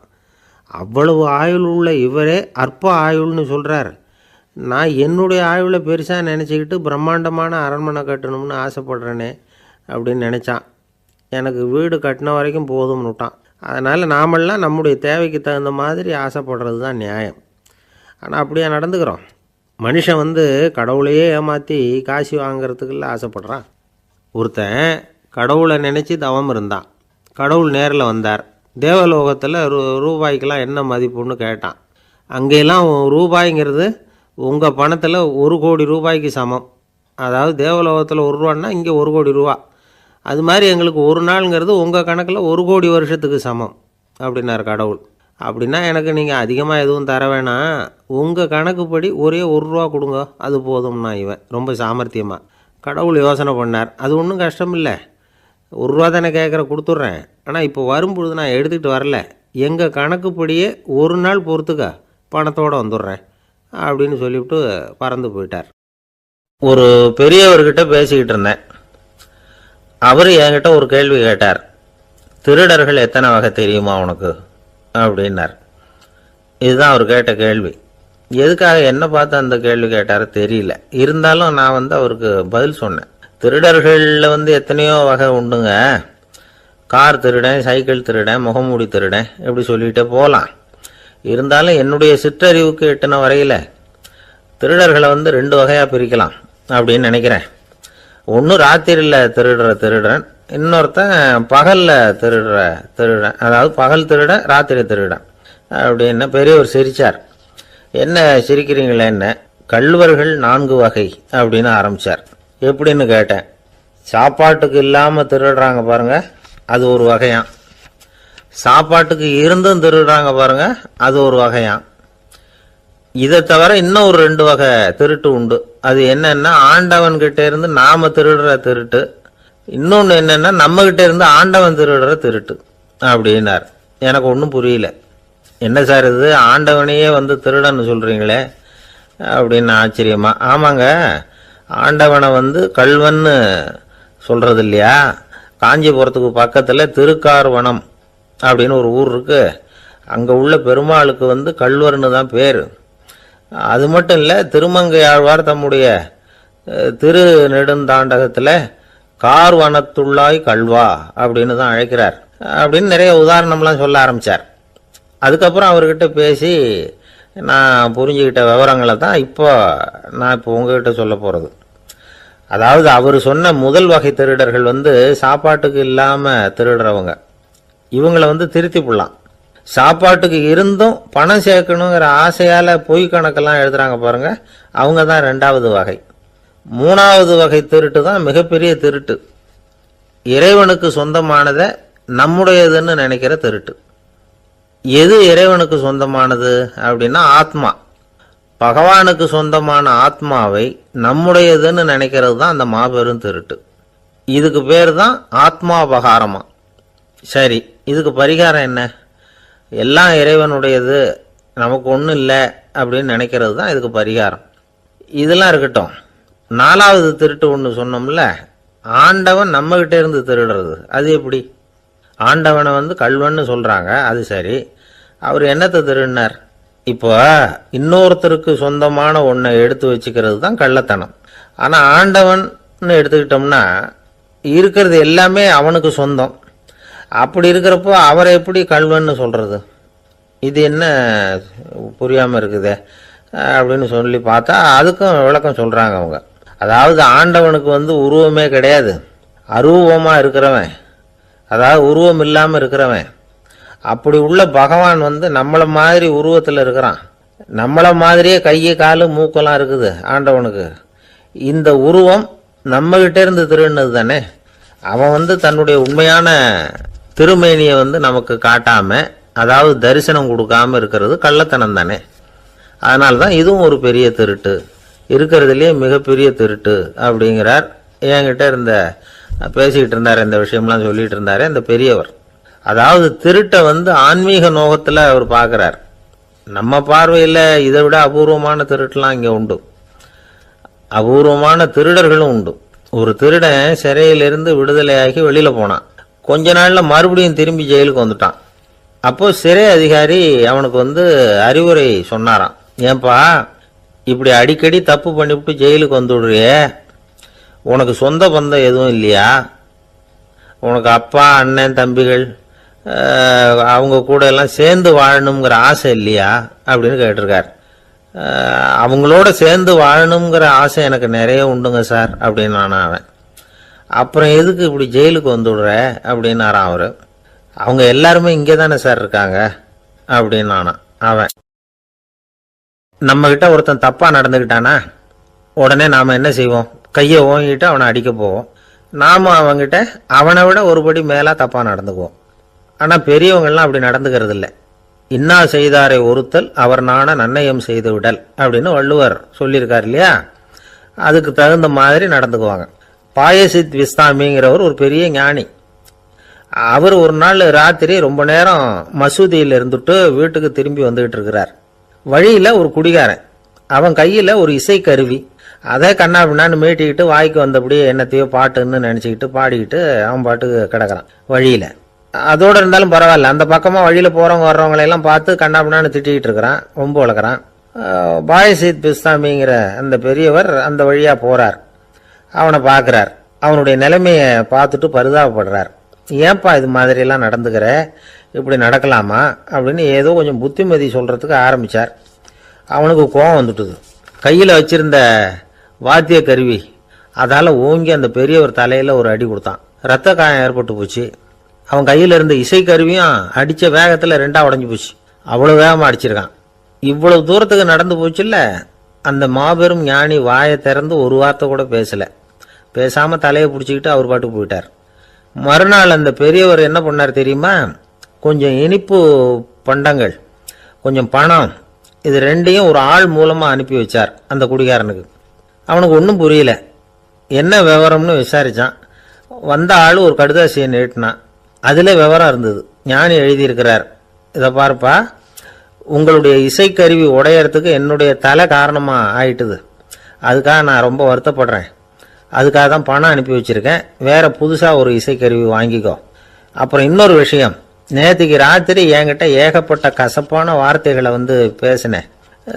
இதோடு அனுப்பியிருக்கிற இனிப்பு பண்டங்களை சாப்பிட்டு உன்னுடைய நாவில் உள்ள கசப்பை மாற்றிக்கோ அப்படின்னு அதில் எழுதப்பட்டிருந்தது. இந்த சமயத்தில் அவன் குடி மயக்கத்தில் இல்லை, தெளிஞ்சு போயிருந்த நேரம் அது. அதனால் அதை படித்த உடனே அவனுக்கு ரொம்ப வெக்கமாக போச்சு. தலை குனிஞ்சான், யோசனை பண்ணான். கொஞ்ச நேரத்தில் தன்னுடைய நண்பர்கள் சில பேரையும் கூப்பிட்டுக்கிட்டு நேராக அந்த ஞானி இருக்கிற இடத்துக்கு ஓடினான். அவர் காலில் விழுந்தான். அவர்கிட்ட மன்னிப்பு கேட்டுக்கிட்டான். பெரியவங்களே தெரியாமல் நான் இந்த பாவச் செயலை பண்ணிவிட்டேன், என்னை மன்னிச்சுங்க. உங்களுடைய பொறுமையும் போதனையும் என்னுடைய கண்ணை திறந்துட்டுது. இனிமேல் நானும் என்னுடைய நண்பர்களும் நல்ல வழியில் திருந்தி வாழ போகிறோம் அப்படின்னா. ஞானி செய்த நன்னயம் குடிகாரனை எப்படி திருத்திருக்கு பார்த்தீங்களா? இந்த கதையை கேட்டுட்டு ஒருத்தர் சொன்னார், என் வாழ்க்கையில் கூட அப்படி ஒரு சம்பவம் நடந்தது சார். நானும் ஒரு நாள் ராத்திரி ஓவராக குடிச்சிட்டு ஒரு கிட்டாரை வாசிச்சுக்கிட்டு கண்ணாபின்னான்னு உளறிக்கிட்டு திட்டிக்கிட்டு இருந்தேன். அந்த சமயம் அந்த வழியாக ஒருத்தர் வந்தார். ஓங்கி தலையில் ஒரே ஒரு அடி, ரத்தம் வந்துட்டுது. அதுக்கப்புறம் என் மனசு தெரிஞ்சுட்டுது சார் அப்படின்னார். அப்படியா என்ன ஆச்சரியமா? ஆமாம் சார், அடி விழுந்தது அவர் தலையில் இல்லை, என் தலையில். வந்தவர் என்ன அப்படி அடிச்சுட்டார். மயக்கம் தெளிஞ்சதுக்கு அப்புறம் தான் எனக்கு விவரம் புரிஞ்சுது. அவர் ஒரு போலீஸ்காரர் அப்படின்னார் ரொம்ப சோகமா. ஒரு ஊர்ல ஒரு துறவி இருந்தார், புத்த சமய துறவி. அந்த ஊர் மன்னன் அவரை பத்தி கேள்விப்பட்டிருக்கான். ஒரு நாள் புறப்பட்டு போனான். துறவியின் பாதங்களை தொட்டு வணங்கினான். அதுக்கப்புறம் சொன்னான், ஐயா, நான் உங்களை அரண்மனைக்கு அழைச்சிட்டு போறதுக்காக வந்திருக்கிறேன். இனிமே நீங்க இங்க எதுக்கு இருக்கணும் அப்படின்னு. அவன் மனசுக்குள்ள என்ன நினைப்புன்னா, இவர் எங்க வர போறாரு, நான் ரொம்ப எளிமையானவன், எனக்கு எதுக்கு அரண்மனை வாசம்னு சொல்லிவிடுவார் அப்படின்னு நினச்சிருக்கான். ஆனால் அந்த துறவி என்ன பண்ணார் தெரியுமா? அப்படியா, சரி போகலாம், வா போய் உன் ரதத்தை கொண்டுட்டு வா, அரண்மனைக்கு போகும்பொழுது அதுக்கு தகுந்த மாதிரி ஆடம்பரமாக போகணும் அப்படின்னு விட்டாரான். துறவி இப்படி சொன்னதும் அந்த மன்னனுக்கு மனசுக்குள்ள சந்தேகம் வந்துட்டுது. இவர் உண்மையிலேயே துறவி தானா, ஏமாத்து பேர் வழி மாதிரி தெரியுதே அப்படின்னு நினச்சிருக்கான். இருந்தாலும் இனிமேல் என்ன பண்ணுறது, சொல்லியாச்சு. ரதத்தை கொண்டுகிட்டு வந்தான். துறவி ஏறி உட்காந்தார். பக்கத்தில் ராஜா. அவர் ரொம்ப உற்சாகமாக வரார். இவன் ரொம்ப சோர்ந்து போய் வரான். துறவி மரத்தடியிலேயே வாழ்ந்து பழக்கப்பட்டவர், அரண்மனையில் எளிமையாக ஒரு இடத்துல உட்காந்துக்குவார் அப்படின்னு நினைச்சான். ஆனால் அப்படி இல்லை. அரண்மனைக்கு வந்த உடனே அந்த துறவி அதை கொண்டுட்டு வா, இதை கொண்டுட்டு வான்னு சொல்லி உத்தரவு போட ஆரம்பிச்சுட்டார். அரண்மனையில் இருந்தால் அரசனை மாதிரி இருக்கணும் அப்படிங்கிறார். ராத்திரி பூரா சௌரியமாக தூங்கினார். பகலில் அரண்மனை தோட்டத்தில் உலாவ வேண்டியது, நீச்சல் குளத்தில் குளிக்க வேண்டியது, இப்படியே பொழுது போக்கிட்டு இருக்கிறார். அந்த அரண்மனையில் துறவி மகிழ்ச்சியாக இருக்கிறார். மன்னனால் அப்படி இருக்க முடியல. அவருக்கு எந்த கவலையும் இல்லை, இவனுக்கு அரசாங்க கவலைகள். துறவி அப்படி இருக்கிறத இவனால் தாங்கிக்க முடியல. ஒரு நாள் அவர்கிட்டே போய், நான் உங்ககிட்ட கொஞ்சம் பேசணும் நானா. துறவி பார்த்தார். நான் இந்த அரண்மனைக்கு வரும்பொழுதே நீ என்னமோ என்கிட்ட கேட்கணும்னு நினைச்ச, ஏன் காலதாமதம்? நீ அனாவசியமாக உன்னையே தொந்தரவு பண்ணிட்டு இருக்கிற, நீ கவலையாக இருக்கேங்கிறது எனக்கு புரியுது. நான் மரத்தடியில் இருந்தப்போ கூட என்னை அடிக்கடி சந்திச்சுக்கிட்டு இருப்பேன், ஏதாவது விளக்கம் கேட்கறது உண்டு. இங்கே வந்த பிறகு என்னை சந்திக்கிறது கூட அபூர்வமாக போயிட்டுது. நீ இப்போ என்ன கேட்க போறேங்கிறது எனக்கு தெரியும், இருந்தாலும் கேள் அப்படின்னாராம். வேற ஒன்றும் இல்லைங்க, இப்போ உங்களுக்கும் எனக்கு என்ன வித்தியாசம்? 2 பேரும் அரண்மனையில் தான் இருக்கிறோம். நீங்கள் மகிழ்ச்சியாக இருக்கிறீங்க, நான் அப்படி இருக்க முடியல. இவ்வளவுக்கும் நீங்கள் முன்னாடி இருந்தது மாதிரி இல்லை. தினமும் தங்க தேர் கேட்குறீங்க, உயர்தரமான ஆடைகள் அணிகிறீங்க, சுவையான சாப்பாடு. இப்படி இருக்கிறப்போ உங்களுக்கும் எனக்கு என்ன வித்தியாசம்? இதுதான் மன்னனுடைய கேள்வி. இதுக்கு பதில் சொல்கிறேன், என் கூட புறப்பட்டு வா, இந்த நகரத்துக்கு வெளியில் போவோம் அப்படின்னு சொல்லி அரசனை கூப்பிட்டுக்கிட்டு ஊர் எல்லைக்கு சேர்ந்தார் துறவி. அங்கே போய் சொன்னார், இதை பாருப்பா, இந்த இடத்த தான் தேடிட்டு இருந்தேன். இனிமே நான் திரும்பி வரப்போறதில்ல. நீ என்னோட வர்றியா, திரும்பி போறியா அப்படின்னார். நான் எப்படிங்க உங்க கூட வர முடியும்? என்னுடைய நாடு, என்னுடைய சொத்துக்கள், மனைவி, மக்கள் எல்லாத்தையும் விட்டுட்டு எப்படிங்க வர்றதுன்னா. இப்போ அந்த துறவி சொன்னார், இப்போ வித்தியாசத்தை தெரிஞ்சுக்கிட்டியா? நான் அரண்மனையில் இருந்தேன், எல்லா வித பொருள்களும் உடையவனா இருந்தேன், ஆனால் எதையும் சொந்தம் கொண்டாடுறவனா இருக்கல. ஆனால் நீ அப்படி இல்லை, எல்லாத்தையும் சொந்தம் கொண்டாடிக்கிட்டு இருக்கிற. இதுதான் நமக்குள்ள வித்தியாசம் அப்படின்னு சொன்னார். அரண்மனை ஆடைகளை அப்படியே களைஞ்சார், அரசங்கிட்ட கொடுத்தார். உன்னுடைய ஆடைகளை நீயே வச்சுக்கோன்னார். அவர் பாட்டுக்கு நடந்து போனார், திரும்பியே பார்க்கல. அரசனுக்கு அப்பதான் தன்னுடைய அறியாமை விளங்குச்சான். இதிலிருந்து நாம புரிஞ்சுக்க வேண்டியது என்னன்னா, இந்த உலகத்துல எத்தனையோ பொருள்கள், அதையெல்லாம் முறையா பயன்படுத்தினா மகிழ்ச்சி. அதை விட்டுட்டு அதுக்கெல்லாம் சொந்தம் கொண்டாட ஆரம்பிச்சா கவலை. நம்ம ஆட்கள் சொந்தம் கொண்டாடுற விதமே தனி. ஒரு ஆளு இன்னொருத்தங்கிட்ட ஒரு கொடை கடன் வாங்கியிருந்தான், திருப்பி கொடுக்கல. கொடையை கொடுத்தவன் கேட்டான், என்கிட்ட கடன் வாங்கினிய கொடை, அதை கொஞ்சம் திருப்பி தர்றியான்னா. அது உனக்கு இப்போ அவசரமா தேவைப்படுதா அப்படின்னு கேட்டான் இவன். எனக்கு தேவைப்படல, அந்த கொடையை நான் யாருக்கிட்ட வாங்கியிருந்தேனோ அவனுக்கு இப்போ அது அவசரமா தேவைப்படுது அப்படின்னு அந்த ஆள். அந்த ஆளுக்கு பேச தெரியாது, அவர்கிட்ட கொஞ்சம் எச்சரிக்கையா நடந்துக்கோ அப்படின்னு சொல்றது உண்டு. அப்படின்னா என்ன அர்த்தம்? அவர் இன்னமும் குழந்தையாவே இருக்கிறாரு, இன்னும் பேச்சு வரலன்னு அர்த்தம்? அப்படி இல்லை, அவருக்கு நாகரிகமா பேச தெரியலன்னு அர்த்தம். பேசுறதுங்கிறது மனுஷனால மட்டுமே முடியக்கூடிய ஒரு காரியம். அப்படி இருந்தும் அதோட பெருமையை அவன் இன்னமும் சரியா புரிஞ்சுக்கலன்னு தான் சொல்லணும். அதனாலதான் அவன் அளவுக்கு அதிகமா வார்த்தைகளை கொட்டி போடுறான். அதுக்கப்புறம் அதையெல்லாம் திருப்பி அள்ள முடியாம கிடந்து கஷ்டப்படுறான். கொட்டுன வார்த்தையை அள்ள முடியுமா? ஒருத்தரை இன்னைக்கு பார்த்து முட்டாள்னு திட்டி போடுறீங்க, நாளைக்கு மறுபடியும் அவர்கிட்ட போய் நேத்திக்கு உன்னை முட்டாள்னு சொல்லிவிட்டேன், அந்த வார்த்தையை திருப்பி கொடு, வாங்கிட்டு போயிடுறேன் அப்படின்னு நான் சொல்ல முடியும்? அவன் கோபக்காரனா இருந்தா நேத்திக்கு அதை வேற விதமா உங்களுக்கு திருப்பி கொடுத்துருப்பான். உலகத்துல எவ்வளவோ ஜீவராசிகள் இருக்கு, அதுக்கெல்லாம் வாய் இருக்குது. அந்த வாயெல்லாம் எதுக்கு உபயோகம்? சாப்பிட்றதுக்காக. ஆனா நமக்கு இருக்கிற வாய் சாப்பிட்றதுக்காக மட்டும் இல்லை, பேசுறதுக்காகவும் தான். பேச முடியலன்னா வாய் இருந்தா கூட அது வாயில்லா ஜீவன் தான். ஒரு பையனை பார்த்து அது வாய் உள்ள புள்ள பொழைச்சிக்கும் அப்படின்னா மற்ற பையன்களுக்கெல்லாம் முகத்தில் வாயே இல்லைன்னு அர்த்தம். அப்படி இல்லை, அந்த பையன் கொஞ்சம் கெட்டிக்காரத்தனமாக பேசுவான்னு அர்த்தம். அதனால் எப்படி பேசணும் அப்படிங்கிறத நாம் முக்கியமாக தெரிஞ்சுக்கணும். இதுக்கு 8 விதமான குறிப்புகளை நம்ம பெரியவங்க சொல்லியிருக்கிறாங்க. பேச்சுக்கு 8 அங்கங்கள் உண்டு அப்படின்னு அவங்க சொல்கிறாங்க. அதெல்லாம் என்னென்ன அப்படின்னா உண்மை, நன்மை, அன்பு, நிதானம், இனிமை, ஆழம், சமயமறிதல், சபையறிதல். இந்த 8 தன்மையும் பேச்சில் இருக்கணுமா. இதையே கொஞ்சம் விவரமாக சில பேர் போர்டில் எழுதி வச்சுருப்பாங்க.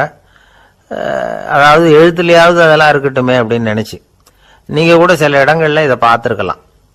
அதாவது உண்மையே பேசுக, நன்மையே பேசுக, அன்பாக பேசுக, நிதானமாக பேசுக, இனிமையாக பேசுக, ஆழமுடையதாக பேசுக, சமயமறிந்து பேசுக, சபையறிந்து பேசுக, இப்படி எழுதி வச்சிருப்பாங்க. இந்த 8 அம்சமும் சரியா பொருந்தி இருந்தாதான் அது பேச்சு. மற்றதெல்லாம் பேச்சாயிடாது. பேச்சு ஒரு சிறந்த கலை. எல்லாத்தையும் விட பேசாம இருந்தும் பழகணும், அது ரொம்ப முக்கியம். உண்மையே பேசணும். சத்தியத்துக்கு மதிப்பு கொடுக்கறவங்கள தான் சரித்திரம் மதிக்கும். உண்மை பேசினா மட்டும் போதாது, அந்த உண்மையில நன்மை கலந்துருக்கணும். கொலைகாரனுக்கு பயந்துக்கிட்டு ஒருத்தன் உங்க வீட்டுக்குள்ள ஒளிஞ்சிருக்கிறான். அந்த முரட்டை ஆசாமி கையில் அறிவாளோட வந்து அவன் இங்கே வந்தானான்னு உங்ககிட்ட கேட்குறான்னு வச்சுங்க. உண்மைதான் உயர்வு தரும் அப்படின்னு நினச்சிக்கிட்டு ஆமாம் உள்ளதான் இருக்கிறான், அடுப்பங்கரையில் குதிருக்கு பின்னாடி உட்காந்துருக்கிறான், போய் பிடிச்சிட்டு போங்க அப்படின்னா சொல்லுவீங்க. அது நன்மை இல்லாத உண்மை. அதனால பிரயோஜனம் கிடையாது. அதே மாதிரி உங்க பேச்சில் அன்பு இருக்கணும், நிதானம் இருக்கணும், இனிமை இருக்கணும், சிந்தித்து பேசணும், சமயம் அறிந்து பேசுறதும் முக்கியம். அதை பத்தி நமக்கு வேற யாரும் சொல்லிக் கொடுக்க வேண்டியதில்லை. எந்த நேரத்தில் யாருக்கிட்ட எப்படி பேசினா காரியம் நடக்கும் அப்படிங்கிறது நமக்கு நல்லா தெரியும். அது கைவந்த கலை. அவையறிந்து பேசுற திறமை பேச்சாளர்களுக்கு ரொம்ப அவசியம். அது இல்லைன்னா நிலைமை பரிதாபமாயிடும். ஒரு பேச்சாளர் ரொம்ப மும்முரமா பேசிக்கிட்டே இருந்தாராம். ரொம்ப நேரம் நிறுத்தவே இல்லை, பேசிக்கிட்டே இருக்கிறார். சபையில் இருந்தவங்கலாம் ஒவ்வொருத்தரும் எழுந்திரிச்சு போய்கிட்டே இருக்கிறாங்க. கடைசியில் 2 பேர் தான் அக்கறையா பேசுகிறவரை கவனிச்சுட்டு உட்காந்துருந்தாங்களாம்.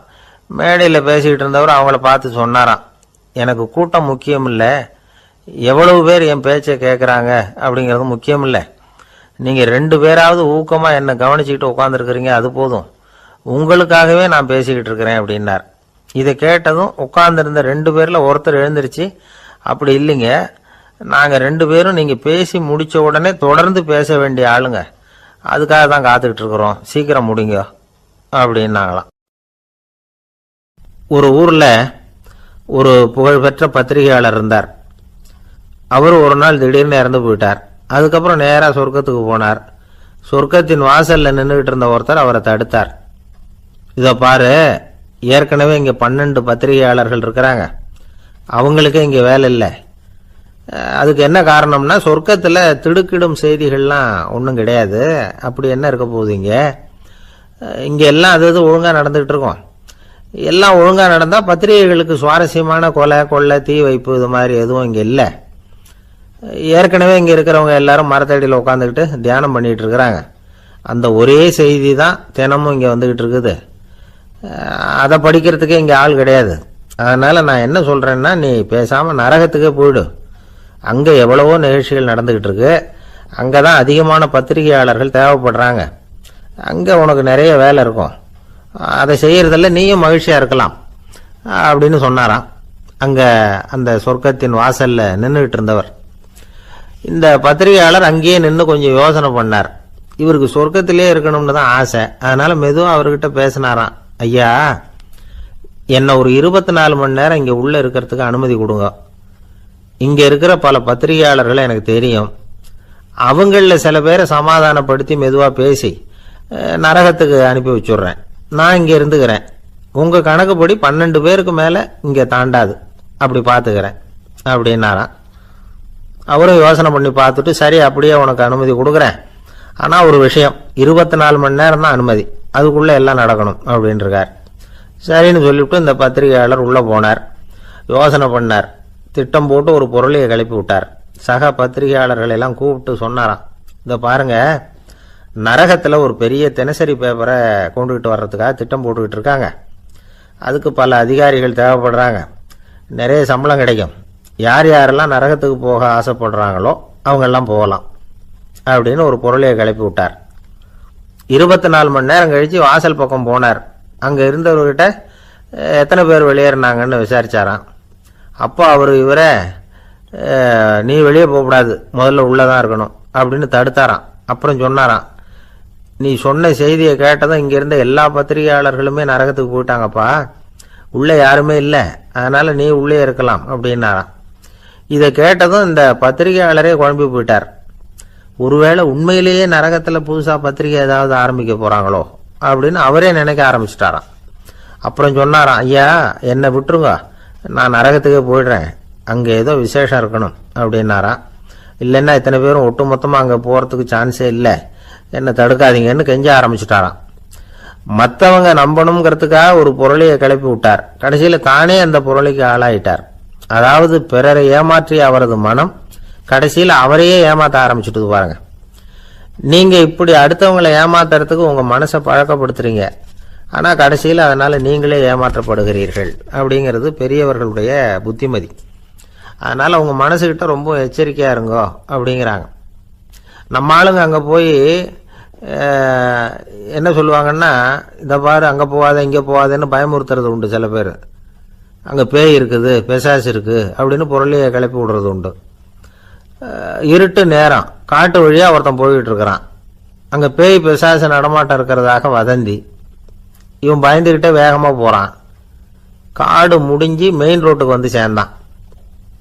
அப்பாடா, ஒரு பஸ்ஸு நின்றுட்டு இருக்கு தனியாக, இருட்டில் லேசாக தெரிஞ்சுது. ஓடி போய் ஏறி உள்ளே உட்காந்துக்கிட்டான். பயந்துக்கிட்டே போனவன் அப்புறம் தான் தெரியுது உள்ள யாருமே இல்லை, டிரைவரும் இல்லை, கண்டக்டரும் இல்லை, வேற யாரும் இல்லை. இவனுக்கு பேய் பயம் அதிகமாக போட்டுது. ஏன்னா நடு ராத்திரி. இந்த நேரம் பார்த்து அந்த பஸ்ஸு தானே நகர ஆரம்பிச்சுதான். இவனுக்கு இன்னும் பயம் அதிகமாக போட்டுது. ஏன்னா டிரைவர் சீட்டு காலியாக இருக்கு, பஸ்ஸு நகருது. இவன் உடம்பு பூரா நடுங்க ஆரம்பிச்சுட்டுது. வீல்னு கத்தலாமான்னு பார்த்தான். அந்த நேரம் பார்த்து அவன் தோளில் ஒரு கை விழுந்துதான். திடுக்கிட்டு திரும்பி பார்த்துருக்கிறான். அங்கே டிரைவர் நிற்கிறார். அவர் சொன்னாராம், ஏன்பா ஏற்கனவே பஸ்ஸு பிரேக் டவுன், நாங்கள்லாம் பின்னாடி இறங்கி நின்று தள்ளிட்டு இருக்கிறோம், நீ மட்டும் ஜாலியாக ஏறி உக்காந்துக்கிட்டியா, இறங்கி வந்து தள்ளப்பா அப்படின்னாராம். இருட்ட கண்டா பயம் உண்டாவதே அது ஏன்? இப்படி ஒரு கேள்வியை ஒரு பெரியவர்கிட்ட கேட்டாங்க. அதுக்கு அவர் பதில் சொல்றார், மனிதனுடைய ஆதிகால வாழ்க்கையில தொற்றி கொண்ட பயம் இது வேரூன்றி இருக்குது, இன்னமும் போகல. 50,000 வருஷங்களுக்கு முன்னாடி மனுஷன் குகைகள்ல வாழ்ந்தான்.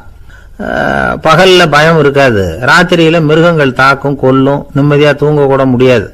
அதனால இந்த மனுஷனுக்கு இரவுன்னா மரணம், பயம் அப்படின்னு பழகி போச்சு. மனிதர்களுடைய எல்லா மனசையும் சேர்த்து மொத்தமா ஒரு மனசு உண்டு.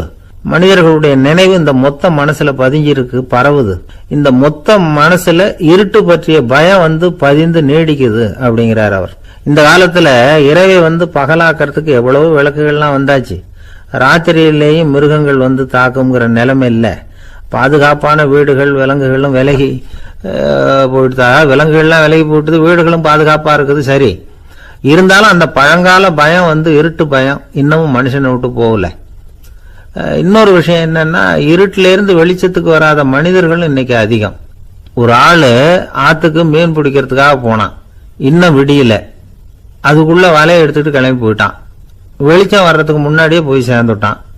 விடிகிற வரைக்கும் என்ன பண்றது, சும்மா கரையிலேயே உட்காந்து காலை ஆட்டிட்டு இருக்கிறான். காலில் ஏதோ ஒரு சின்ன மூட்டை தட்டுப்பட்டது. இருட்டில் அது என்னன்னு சரியா தெரியல.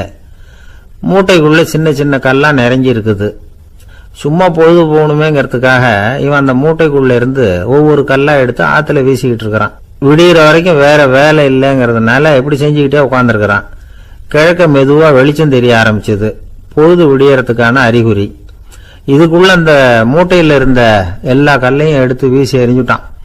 கடைசியா ஒரே ஒரு கல் மட்டும்தான் கையில பாக்கி இருந்தது. வெளிச்சம் வந்ததும் அந்த கல்லை பார்த்தான், அப்படியே திகைச்சு போயிட்டான். அடடா, இது வரைக்கும் தெரியாம தப்பு பண்ணிட்டோமே அப்படின்னு நினைச்சான். ஏன் தெரியுமா, அவன் கையில இருந்தது வெறும் கல் இல்ல, விலை வசந்த ரத்தன கல். அது இருட்டுல என்னன்னு புரியாததுனால மூட்டையில இருந்த எல்லா ரத்தன கல்லையும் ஆத்துல வீசி எறிஞ்சிருக்கிறான். இப்போ அவனுக்கு அழுகையே வந்துடும் போல இருந்தது. வாழ்க்கையை வசதி ஆக்கிக்கிறதுக்கான வாய்ப்பு அவனுக்கு இருந்தது. இருந்தாலும் இருட்டில் அதை இழந்துட்டான். அந்த வகையில் அவனுக்கு கொஞ்சம் அதிர்ஷ்டம் இருந்திருக்குது. அதாவது ஏதோ ஒரு வகையில் இருந்திருக்குது. அதனால தான் அந்த கடைசி கல்ல எரியறதுக்குள்ள வெளிச்சம் வந்துட்டுது. பல பேருக்கு அந்த அளவு கூட அதிர்ஷ்டம் வர்றதில்லை. எல்லாத்தையும் வீசினதுக்கு அப்புறம் தான் வெளிச்சம் வரும். என்னென்னு விவரம் தெரியாமலே எழுந்திரிச்சு வந்துடுவாங்க. வாழ்க்கைங்கிறது ஒரு பெரிய புதையல். அதை புரிஞ்சிக்காம மனுஷன் அதை வீசி எரிஞ்சுக்கிட்டு இருக்கான் அப்படிங்கிறது தான் பெரியவங்க கருத்து. சில பேருக்கு புரிஞ்சுக்கிற நேரம் வரும், அதுக்குள்ள வாழ்நாள்லாம் ஓடி போயிருக்கும். அதுக்கப்புறம் என்ன பண்றது? நம்மால் ஒருத்தன் கையில ஒரு சின்ன பையோட வந்துகிட்டு இருந்தான். பை உள்ள ஏகப்பட்ட நகைகள், ரத்தன கல் எல்லாம் இருக்கு. வந்துகிட்டு இருந்தவன் திடீர்னு அந்த பையை அப்படியே ஒரு குளத்துல வீசி எறிஞ்சுட்டான். மகான்கள் தான் இப்படி பற்று இல்லாம இருப்பாங்க. என்னங்க இது, விலை மதிப்புள்ள அந்த பையை இப்படி குளத்துல வீசி எறிஞ்சுட்டீங்களே, இதுக்கு என்ன அர்த்தம் அப்படின்னு கேட்டார் அவன் கூட வந்தவர். அவன் மெதுவா இவர் காதோட காதா சொல்றான், ஒரு போலீஸ்காரர் பின்னாடி வந்துகிட்டு இருக்கிறார், அவர் போனதுக்கு அப்புறம் இதை எடுத்துக்குவேன் அப்படிங்கிறான். திருநெல்வேலி மாவட்டத்துல கோவில்பட்டிக்கு பக்கத்துல உள்ள ஊர் கடம்பூர். காமராசர் முதலமைச்சரா இருந்த காலம். கடம்பூர்ல ஒரு பள்ளி சீரமைப்பு மாநாடு நடக்குது. அந்த பக்கத்துல உள்ள பள்ளிக்கூடம்லாம் அதுல கலந்துக்குது. கண்காட்சி வேற, ஊர் பூரா விழா கோலம். மறுநாள் மாநாடு நடக்க போகுது. ஆனா முதல் நாளே மழை பிடிச்சிக்கிட்டுது. மறுநாளும் அது விடாம பேஞ்சுக்கிட்டு இருக்குது. காமராசர் காலையிலிருந்து பல்வேறு நிகழ்ச்சிகள்ல கலந்துக்கிட்டு சாயந்தரமா கடம்பூருக்கு வந்து சேர வேண்டியவர். மழை பெஞ்சுக்கிட்டு இருக்கிறதுனால நிகழ்ச்சி ரத்தாயிடுமோ என்னமோ அப்படின்னு எல்லாரும் சந்தேகப்பட்டுக்கிட்டு இருக்கிறாங்க. அவர் கோவில்பட்டி பயணிகள் விடுதியில் இருக்கிறார். கடம்பூர்ல இருந்து சில பேர் போய் அவரை சந்திக்கிறாங்க. மழை பெஞ்சுக்கிட்டு இருக்குதே, என்ன செய்யலாம் அப்படின்னு கேட்குறாங்க. மழை பெஞ்சா நல்லது தானே, அதுக்காக மாநாட்டை எதுக்காக ரத்து செய்யணும்? ஆசிரியர்கள் எவ்வளவு கஷ்டப்பட்டு ஏற்பாடு பண்ண மாநாடு, கட்டாயம் வந்துடுறேன் அப்படின்னாராம் காமராசர். உடனே புறப்பட்டார். மழையை பொருட்படுத்தாத மக்கள் கூட்டம். அது கலையாம காத்துக்கிட்டு இருக்கிறாங்க அவ்வளவு பேரும். தலைவர் வந்துட்டார்னு தெரிஞ்சது ஜனங்களுக்கு ஏகப்பட்ட உற்சாகம். ஜனங்கள் அவ்வளவு உற்சாகமா வரவேற்றாங்க. மாநாடு ஆரம்பமாச்சு. மலர் மாலைகள் மலை மாதிரி குவிய ஆரம்பிச்சுட்டுது. வரிசையா ஒவ்வொரு கல்வி நிலையம் சார்பாகவும் வரவேற்பு பத்திரம் வாசிச்சு கொடுக்குறாங்க. என்ன வாசிக்கிறாங்கிறத காமராசர் கூர்ந்து கவனிக்கிறார். ஏகப்பட்ட புகழ் மொழிகள், ரொம்ப பாராட்டி புகழ்ந்து என்னென்னமோ வாசிச்சுக்கிட்டு இருக்கிறாங்க. கொடை வள்ளலே, குணக்குன்றே, மலையே, கடலே, இப்படி தமிழ் மொழியில பாராட்டுறதுக்கு எத்தனை வார்த்தைகள் உண்டோ அத்தனையும் அதுல சேர்த்துருக்குறாங்க. காமராசர் பொறுமை இழந்துட்டார். போதும் போதும், உங்க எல்லாரையும் பார்த்து 2 வார்த்தை பேசிவிட்டு போறதுக்காக தான் நான் வந்திருக்கிறேன். எல்லாரும் மழையில சிரமப்பட்டு நின்றுட்டு இருக்கிறீங்க, இப்படி என்ன புகழ்ந்து படிச்சுக்கிட்டே இருந்தா எப்படி அப்படின்னாராம். அதுக்கப்புறம் பேசி முடிச்சிருக்கிறார். மாநாட்டு நிகழ்ச்சிகள் முடிஞ்சதும் இன்னொரு நிகழ்ச்சியில கலந்துக்கிறதுக்காக புறப்பட்டாராம். ஒரு திறந்த ஜீப்பில் அவரை ஊர்வலமா அழைச்சிக்கிட்டு போயிருக்கிறாங்க. தெருவில் 2 பக்கமும் ஏகப்பட்ட கூட்டம். அங்கங்கே ஜீப்பை நிறுத்தி ரோஜா மாலை, ஜருக மாலை இப்படி போட்டுக்கிட்டே இருக்கிறாங்க. அதையெல்லாம் அப்படி அப்படியே வாங்கி அங்கங்கே நின்றுகிட்டு இருந்த குழந்தைகள்கிட்டையும் தாய்மார்கள்கிட்டையும் கொடுத்துக்கிட்டே போறார். அந்த சமயத்துல கூட்டத்துக்கு அப்பால ஒரு பெரியவர் கையில ஒரு மல்லிகை சரத்தோட நின்றுட்டு இருக்கிறார். அவரால் முண்டி அடிச்சுக்கிட்டு முன்னால வர முடியல. காமராசர் இதை கவனிக்கிறார். அவ்வளவுதான், உடனே நிறுத்தப்பா வண்டிய அப்படிங்கிறார். ஜீப்பு நிக்குது. டிரைவரை பார்த்து, அதோ பார், அங்க ஒருத்தர் நிக்கிறார் பார், அவர் இங்க அழைச்சிட்டு வா அப்படின்னாராம். கூட்டம் வழி விடுது. அந்த பெரியவரை கிட்டத்துல அழைச்சிட்டு வர்றாங்க. காமராசர் அவரை பார்த்து, வாங்க வாங்க, நல்லா இருக்கீங்களா அப்படின்னு சத்தம் போட்டு உற்சாகமா விசாரிக்கிறாராம். பெரியவர் கண்கள்ல கண்ணீர், பேச்சு வரல. மல்லிகை சரத்தை அவருக்கு போடுறார். கொஞ்ச நேரம் அவர்கிட்ட பொறுமையா பேசிக்கிட்டு இருந்துட்டு அவரை அனுப்பி வைக்கிறார் காமராசர். பெரியவர் போனதுக்கு அப்புறம் காமராசர் பக்கத்துல இருந்தவங்க கிட்ட சொல்றார் அந்த பெரியவரை பத்தி. அந்த காலத்துல ரொம்ப கஷ்டப்பட்டவர் இவரு, ஜெயிலுக்கு போனவர் அப்படின்னு ரொம்ப உருக்கமா நெகிழ்ந்து போய் சொல்றார். இதுல ஒரு விஷயத்த கவனிங்க. தன்னை புகழ்ந்து படிக்கப்பட்ட வாழ்த்து மடலை படிக்க வேணாம்னு தடுத்து நிறுத்தினார். எங்கேயோ ஒரு மூலையில கையில ஒரு 4 முழம் மல்லிகை சரத்தோட ஒதுங்கி நின்றுகிட்டு இருந்த அந்த தொண்டரை அவ்வளவு பெரிய கூட்டத்துக்கு நடுவுலையும் தேடி கண்டுபிடிச்சி கிட்டத்துல கூப்பிட்டு அவர் கொடுத்த அன்பு மாலையை வாங்கி கழுத்துல போட்டுக்கிட்டார். அதுதான் காமராசர். தோல்விகள் கூட அவரை கொஞ்சம் கூட பாதிச்சதில்லை. ஒரு பொது தேர்தலில் அவர் தோத்து போறார். தொண்டர்கள்லாம் அழறாங்க. அதுல ஒருத்தர் மெதுவா காமராசர் கிட்ட போய், என்ன தலைவரே, நீங்க கூட தோத்து போயிட்டீங்களே அப்படின்னு கலக்கமா சொல்லி இருக்கிறார். அதுக்கு காமராசர், நான் கூட தோத்து போறதுக்கு பேர் தான்ப்பா ஜனநாயகம் அப்படின்னாராம். ஒரே ஒரு ஊர், அந்த ஊருக்கு பேரு கொடையாளிப்பட்டி.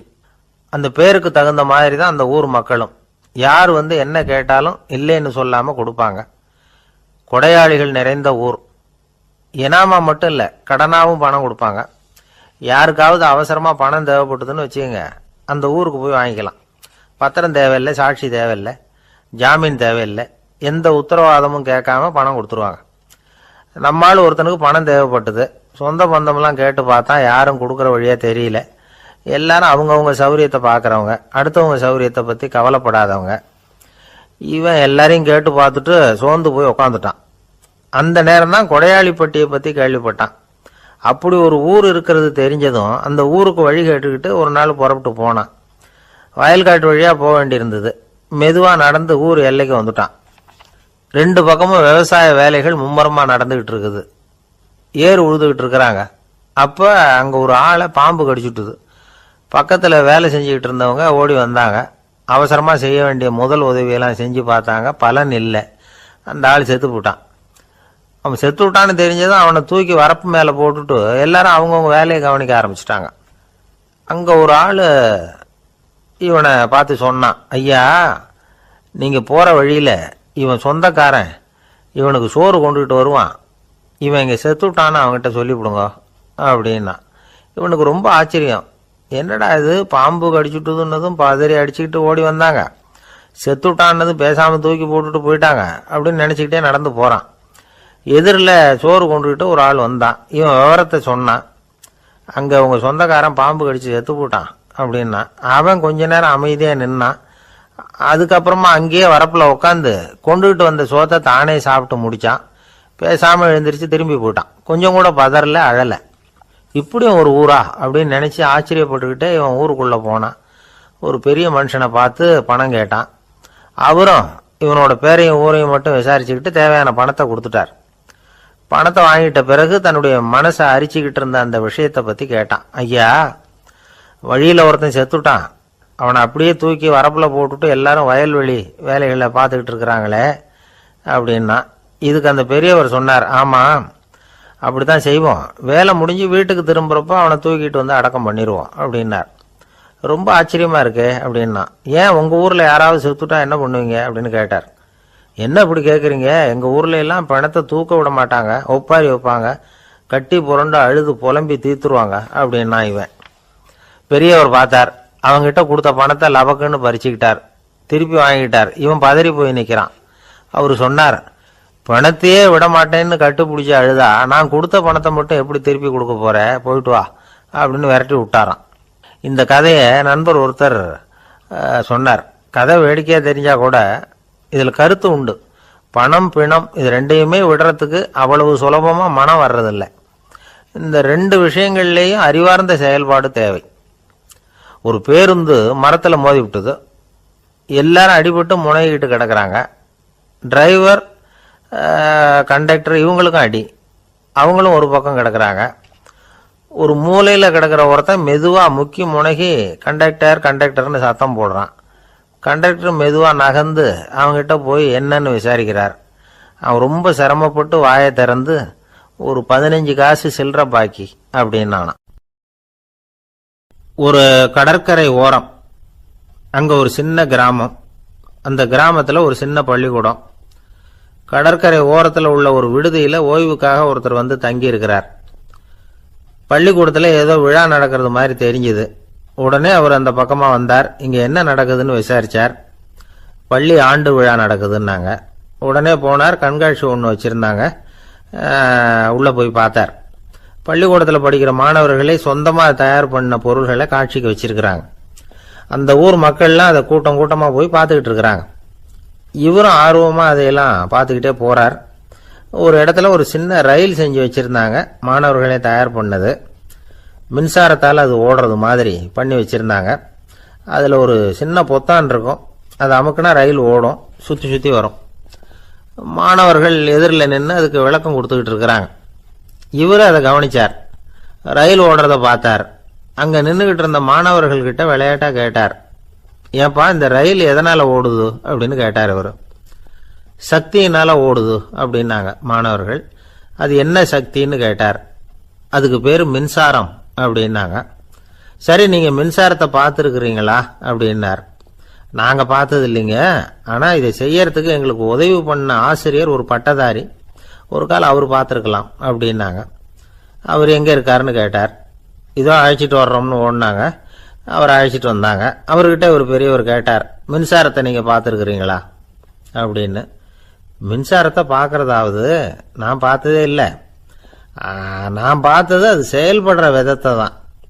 அது விளக்கை எரிய வைக்குது, ரயிலை ஓட வைக்குது, இது மாதிரி எத்தனையோ எந்திரங்களை செயல்பட வைக்குது.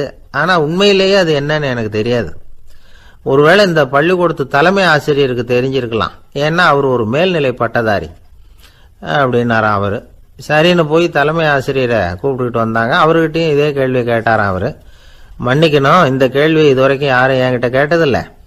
சக்தியை யாரும் பார்க்க முடியாது, ஆனால் அது செயல்படும் விதத்தை தான் பார்க்க முடியும் அப்படின்னாராம் அவர். இப்போ இதுவரைக்கும் கேட்டுக்கிட்டு இருந்த பெரியவர் சிரிச்சார். சிரிச்சுட்டு சொன்னாராம், சரி அதுக்காக ஒன்றும் கவலைப்படாதீங்க, என்னுடைய பெயர் தாமஸ் ஆல்வா எடிசன் அப்படின்னாராம். இதை கேட்டதும் அங்கே இருந்தவங்களுக்கெல்லாம் அதிர்ச்சி, ஆச்சரியம். என்னது, நீங்கள் தானா எடிசன்? நீங்கள் எவ்வளவு மின்சார கருவிகளை உண்டாக்கி இருக்கிறீங்க, நீங்களா இந்த கேள்வியை கேட்டது அப்படின்னாங்களாம். ஆமாம், நான் தான் கேட்குறேன், ஏன்னா நானே மின்சாரத்தை பார்த்தது கிடையாது அப்படின்னாராம் அவர். அன்புங்கிறது இப்படிப்பட்டது தாங்கிறார் ஓஷோ. அன்புங்கிறது நம்ம உடற்கூறு அமைப்பில் இல்லை, அது நம்ம உடம்புல உள்ள சுத்த சக்தியின் வெளிப்பாடு. அதை உணரத்தான் முடியுமே தவிர பார்க்க முடியாது. அன்பே உன்னை நான் என் இருதயத்தில் வச்சிருக்கிறேன் அப்படின்னு எல்லாம் சொல்லுவான். இதெல்லாம் சும்மா. இது டாக்டர்கள் சொல்ற இருதயம் கிடையாது. அது ரத்தத்தை தள்ளுகிற ஒரு கருவி, அவ்வளவுதான். ஞானிகள் சொல்லுகிற இதயம் வேற, அது கண்ணுக்கு புலப்படாத ஒரு சக்தி. என்னுடைய இதயம் ரொம்ப விசாலமானது சார் அப்படின்னார் ஒருத்தர். அப்படிங்களான்னு ரொம்ப மரியாதையா, ஆமாங்க டாக்டர் அப்படிதான் சொல்றார், கொஞ்சம் வீங்கி போய் பெருசா இருக்குதான் அப்படின்னார். இப்பெல்லாம் நம்ம ஊர்ல மாமியார் மருமகள் ஒருத்தர் நல்லா புரிஞ்சுக்கிட்டு நல்ல விதமா தான் இருக்கிறாங்க பல இடத்துல. அதனால நான் இப்ப சொல்ல போற கதையை கேட்டுவிட்டு இந்த காலத்துல அவ்வளவு மோசமா யாரு சார் நடந்துக்கிறாங்க அப்படின்னு கேட்டு யாரும் சண்டைக்கு வரக்கூடாது. இன்னொரு உண்மையையும் சொல்லிவிடுறேன். அதாவது இந்த கதையை நமக்கு எழுதி அனுப்பி இருக்கிறதே கொஞ்ச நாள்ல மருமகளாகவும் அதுக்கப்புறம் கொஞ்ச காலத்துல மாமியாராகவும் ஆக போற ஒரு நேயர் தான். சரி, இந்த கதைக்கு வருவோம். அதாவது ஒரு சின்ன குடும்பம், அந்த வீட்டில் மாமியார் ஆட்சி, அவங்க வச்சதுதான் சட்டம். பிள்ளையண்டான் எப்படின்னா அம்மா சொல்றதையும் கேட்டுக்குவான், மனைவி சொல்றதையும் கேட்டுக்குவான், நமக்கு என்னத்துக்கு வம்புங்கிற டைப்பு. மருமகள் பேரில் குறை கண்டுபிடிக்கிறதுலேயே அந்த மாமியாருக்கு ஒரு சுவாரஸ்யம். சின்ன சின்ன விஷயத்துல எல்லாம் குத்தம் கண்டுபிடிச்சிக்கிட்டே இருக்கிறாங்க. பொதுவாக எல்லாரும் எப்படின்னா ஏதாவது ஒரு காரணத்துக்காக சண்டை போட்டுக்கிட்டு இருப்பாங்க. அந்த அம்மா எப்படின்னா ஏதாவது ஒரு சண்டையை போடுறதுக்காக காரணத்தை தேடிக்கிட்டு இருப்பாங்க. அப்படி ஒரு மனசு. அந்த மருமக பொண்ணு பாவம் பயந்து பயந்து ஒவ்வொரு காரியமும் செஞ்சுக்கிட்டு வந்தது. இப்படியே பல வருஷம் ஓடி போட்டுது. அந்த மாமியாருக்கும் ரொம்ப வயசாயிட்டுது. இருந்தாலும் அந்த பழைய சுபாவம் மட்டும் மாறவே இல்லை. திடீர்னு ஒரு நாள் பக்கவாதம் வந்து அந்த அம்மாவுக்கு ஒரு பக்கம் கை கால் இழுத்துக்கிட்டுது. வாய் சுத்தமாக பேச முடியாமல் போயிட்டுது. சத்தம் மட்டும் வரும். ஒரு பக்கத்து கை காலை அசைக்க முடியும். பேசுறதெல்லாம் கையால் தான், அதாவது கை சைகையால். இப்படிப்பட்ட நிலைமையில கூட அந்த பொண்ணு தண்ணியோ பாலோ இவங்க எதிரில் கொண்டாந்து வச்சா அதை வேணும்னே தட்டி விட்டுட்டு ஒம்பு வளர்க்கறது. அதுக்கப்புறம் அந்த பொண்ணு தரையை சுத்தப்படுத்தும்ல, அதை பார்த்து ரசிக்கிறது. இருந்தாலும் அந்த பொண்ணு இதையெல்லாம் பெருசுப்படுத்தாம ரொம்ப பொறுமையாக தான் இருந்தது. ஒரு நாள் வீட்டில் வச்சிருந்த பாலை பூனை குடிச்சிட்டு போயிட்டுது. வயசான காலத்தில் இந்த அம்மா பால் இல்லாமல் கஷ்டப்படுவாங்களே அப்படின்னு நினச்சி பக்கத்து வீட்டில் போய் கொஞ்சம் பால் வாங்கிட்டு காய்ச்சி மாமியார் முன்னாடி கொண்டாந்து வச்சுது அந்த பொண்ணு. வழக்கம் போல் அந்த அம்மா பாலை தட்டி விட்டுட்டாங்க. இது அந்த மருமக பொண்ணு கவனிச்சுட்டுது.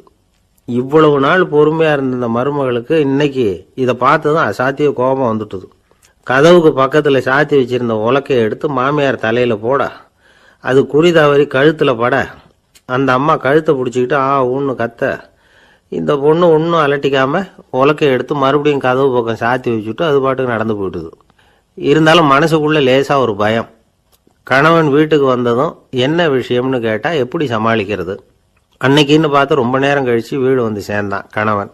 உடனே அந்த அம்மா புகார் பண்ண ஆரம்பிச்சுட்டுது. பேச்சு தான் வராத, அதனால ஒரு பக்கத்து கையால் சைகை காட்டுது. கதவுக்கு பக்கத்தில் இருந்த உலக்க பக்கமாக கையை நீட்டி காட்டி அப்படியே அந்த கையை தன் கழுத்துக்கு பின்பக்கமாக சுற்றி காட்டி நாக்கை வெளியில நீட்டி நடந்த விஷயத்த புரிய வைக்கிறதுக்கு முயற்சி பண்ணுது. இவனுக்கு ஒன்றும் புரியல. என்ன சொல்றாங்க அம்மா அப்படின்னு மனைவி கிட்ட கேட்கறான். அதுக்கு அந்த பொண்ணு ரொம்ப புத்திசாலித்தனமா, என்னங்க உங்க அம்மா சொல்றது உங்களுக்கு இன்னும் புரியலையா? அவங்க உங்களை பார்த்து என்ன சொல்றாங்கன்னா, ஏண்டா உலக்க மாதிரி நிக்கிற, சாக போற எனக்கு சங்கிலி எதுக்கு, என் கழுத்துல கிடக்கிற இந்த சங்கிலியை கழட்டி என் மருமக கழுத்துல போடுறா அப்படின்னு சொல்றாங்க அப்படின்னு தான். ஓ அப்படியா விஷயம்னு சொல்லி அம்மா கழுத்துல இருந்த சங்கிலியை எடுத்து மனைவி கழுத்துல போட்டுட்டு, அம்மா உன் விருப்பப்படியே போட்டாச்சு, இனிமேலாவது நிம்மதியா படுத்து தூங்கு அப்படின்னு சொல்லிவிட்டு உள்ள போயிட்டான். பாத்தீங்களா கதைய? அதனாலதான் மாமியார்கள் சைகை காட்டுறதுன்னா கூட இனிமே ஜாக்கிரதையா இருக்கணும். ஆபீஸ்ல வேலை பார்க்குற ஒருத்தர் வந்தார். பேசாம ஒரு 10 நாள் லீவு போட்டுடலாமா பாக்குறேன் அப்படின்னார். ஏன்னு கேட்டோம்.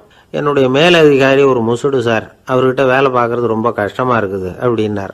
ஆபீஸ்ல வேலை பார்க்கறவங்க எல்லாம் ஒரு விஷயத்த நல்லா ஞாபகத்துல வச்சுக்கணும்.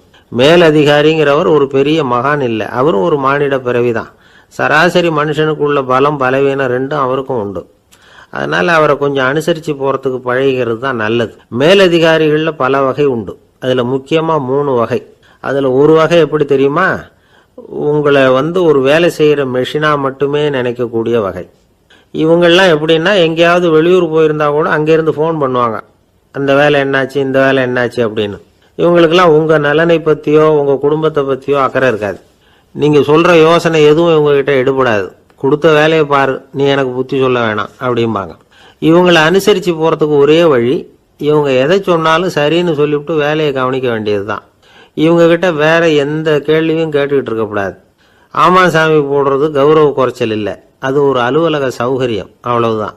இன்னொரு வகையான மேலதிகாரிகள் எப்படி தெரியுமா? இவங்கெல்லாம் ஆபீஸ் வேலையை பத்தி அதிகமா கவலைப்பட்டுக்கிட்டு இருக்க மாட்டாங்க. தங்களுடைய சொந்த இமேஜ் பாதிக்கப்படக்கூடாதுங்கிறதுலயே கவனமா இருப்பாங்க. இவங்கெல்லாம் அடிக்கடி உங்க நலனை விசாரிப்பாங்க. அதே மாதிரி நீங்களும் அவரை விசாரிக்கணும்னு எதிர்பார்ப்பாங்க. இந்த ரக அதிகாரிகளுக்கெல்லாம் புது வருட வாழ்த்து அனுப்பலாம், பிறந்த நாள் வாழ்த்து அனுப்பலாம். அவருக்கு எங்கேயாவது ஒரு பாராட்டு விழா நடந்தா முதல் வரிசையில போய் உட்காந்து உங்க முகத்தை காட்டலாம். ஆபீஸ் வேலையை மட்டுமே பார்க்கிற பணியாளர்கள் இது மாதிரி அதிகாரிகள் கிட்ட நல்ல பேர் வாங்க முடியாது. இன்னொரு வகையான மேலதிகாரிகள் உண்டு. அவங்க எப்படின்னா, ஆபீஸ் வேலையை பத்தியும் கவலைப்பட மாட்டாங்க, தனக்கு கீழே வேலை பார்க்கறவங்கள பத்தியும் கவலைப்பட மாட்டாங்க.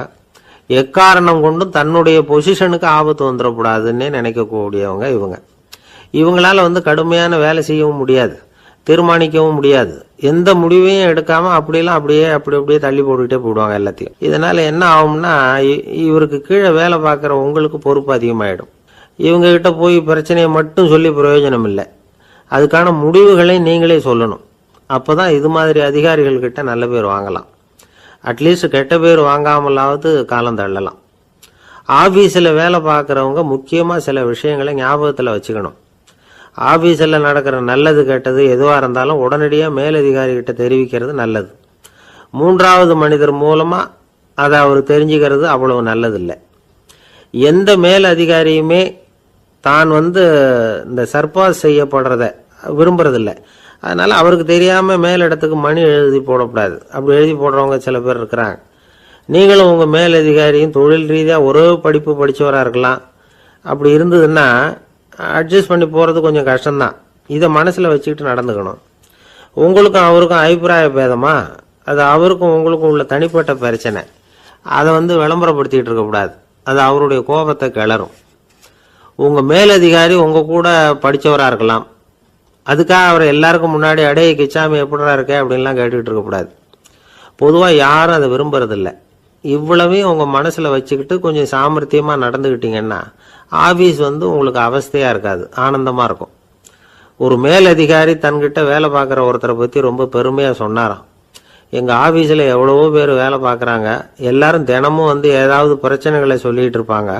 ஆனா இவர் ஒருத்தர் மட்டும்தான் இது வரைக்கும் என்கிட்ட எந்த பிரச்சனையும் சொன்னதே இல்லை. அவர் பாட்டுக்கு வருவார், வேலை பார்ப்பார், போயிடுவார் அப்படின்னாராம். நான் உடனே அவ்வளவு பெருமைக்குரிய அந்த ஊழியரை பார்த்து கேட்டேன், ஏன்பா உன்னுடைய மேலதிகாரிகிட்ட நீ எந்த பிரச்சனையும் கொண்டுகிட்டு போறதே இல்லையாமே அப்படின்னு கேட்டேன். அதுக்கு அவர் சொல்றாரு, ஆமாங்க, அது ஏன்னா அவரால் எந்த பிரச்சனையுமே தீர்க்க முடியாதுங்கிறது எனக்கு நல்லா தெரியும், அதனால அப்படி செய்யறேன், வேற ஒண்ணும் இல்லை அப்படின்னார் ரொம்ப பொறுமையா. ஒரு ஊர்ல ஒருத்தர் இருந்தான். ஒரு நாள் காலையில எழுந்திரிச்சான். ஒரு 10 ரூபாய் எடுத்து சட்டப்பையில வச்சுக்கிட்டான். கடை தெருவுக்கு புறப்பட்டான். காய்கறி வாங்குறதுக்காக அவன் போகிறான். காய்கறி சந்தைக்கு போய் சேர்ந்தான். கத்திரிக்காய் 4 கிலோ கொடுங்கன்னா கொடுத்தாங்க. காசு கொடுக்கறதுக்காக சட்டைப்பையில் கையை விட்டான். பணத்தை காணும். 10 ரூபாய் சட்டைப்பையில் வச்சுக்கிட்டு தான் வந்தான். அது இப்போ அங்கே இல்லை. வழியில் எங்கேயும் அது விழுந்துட்டு போல்ருக்கு. அல்லது யாராவது திருடர்கள் தெரியாமல் அதை எடுத்துக்கிட்டு போட்டாங்களா என்னன்னு தெரியல. எப்படியோ 10 ரூபாய் அவன் இழந்துட்டான். கையில் காசு இல்லை. அதனால் கத்திரிக்காயை திருப்பி கொடுத்துட்டு கவலையோடு வீட்டுக்கு திரும்பி வந்தான். அதையே நினச்சிக்கிட்டு இருந்தான். அவனுக்கு துக்கம் அதிகமாக போச்சு. அழ ஆரம்பிச்சுட்டான். காய்கறிகள் வாங்கிட்டு வந்து ஆனந்தமாக சமைச்சு சாப்பிடலாம்னு நினச்சோம். அது முடியாமல் போச்சேங்கிற கவலை அவனுக்கு. அதனால் அதை மறக்கவே முடியல. இது நடந்து கொஞ்ச நாள் ஆச்சு. அதே மனுஷன் இன்னொரு நாள் அதே மாதிரி புறப்பட்டான். பணத்தை எடுத்து பையில் வச்சுக்கிட்டான். காய்கறி சந்தையை நோக்கி போய்கிட்டு இருக்கிறான். இப்போ வழியில் ஒரு ஏழை பையனை பார்த்தான். தம்பி எங்கே போகிற அப்படின்னு கேட்டான். ஐயா பள்ளிக்கூடத்துக்கு போய்கிட்டு இருக்கிறேன்னா அவன். சரி, அதுக்கே இவ்வளவு கவலையோடு போய்கிட்டு இருக்கிற அப்படின்னு விசாரித்தான் அவன். ஐயா நான் ரொம்ப ஏழை, வீட்டில் வசதி இல்லை, பரீட்சைக்கு பணம் கட்டணும், இன்னைக்கு கடைசி நாள், என்ன செய்யறதுன்னு தெரியலன்னா. இவன் பார்த்தான். தாங்கிட்ட இருக்கிற பணத்தை எடுத்து அந்த பையன்கிட்ட கொடுத்தான். இதை வச்சுக்கோ, உடனே பணத்தை கட்டு, நல்லா படி, பரீட்சை எழுது அப்படின்னு சொல்லிவிட்டு திரும்பி வந்துட்டான். வெறுங்கையோடு திரும்பி வந்தும் வீட்டில் கேட்குறாங்க எங்கே காய்கறின்னு வழக்கம் போல் கேட்டாங்க. இவன் நடந்ததை சொன்னான். இப்போ வீட்டில் இருந்தவங்க அவங்ககிட்ட ஒரு கேள்வி கேட்டாங்க. ஏங்க இதே மாதிரி முன்னாடி ஒரு தடவை காய்கறி வாங்க போய் வெறுங்கையோடு திரும்பி வந்தீங்க, இப்போவும் வெறுங்கையோடு தான் திரும்பி வந்திருக்கிறீங்க. ஆனால் முன்னாடி வந்தப்போ வருத்தமாக இருந்தீங்க, இப்போ உங்கள் முகத்தில் வருத்தம் தெரியலையே அப்படின்னு கேட்டிருக்கிறான். அதாவது வீட்டில் இருக்கிறவங்க கேட்டாங்களாம். இப்போ அந்த மனுஷன் யோசிக்க ஆரம்பிச்சானான். இந்த 2 நிகழ்வுகளுக்கு என்ன வித்தியாசம்? போன தடவை அவன் பணத்தை இழந்தான், இந்த தடவை அவன் பணத்தை இழந்திருக்கிறான். போன தடவை யாரோ திருடிட்டு போயிட்டாங்க, இந்த தடவை அவனாவே ஒரு பையன் பேரில் இறக்கப்பட்டு எடுத்து கொடுத்துருக்கிறான். அன்னைக்கு பணம் போயிட்டுதுன்னு வருத்தமாக இருந்தது, இன்னைக்கு பணம் போனாலும் மனசுக்கு மகிழ்ச்சியாக இருக்குது, நிறைவாக இருக்குது. கொஞ்சம் யோசிச்சு பாருங்க. பணத்தை இழந்தது மகிழ்ச்சிக்கோ வருத்தத்துக்கோ காரணமாக இருக்க முடியாது. அப்படின்னா வேற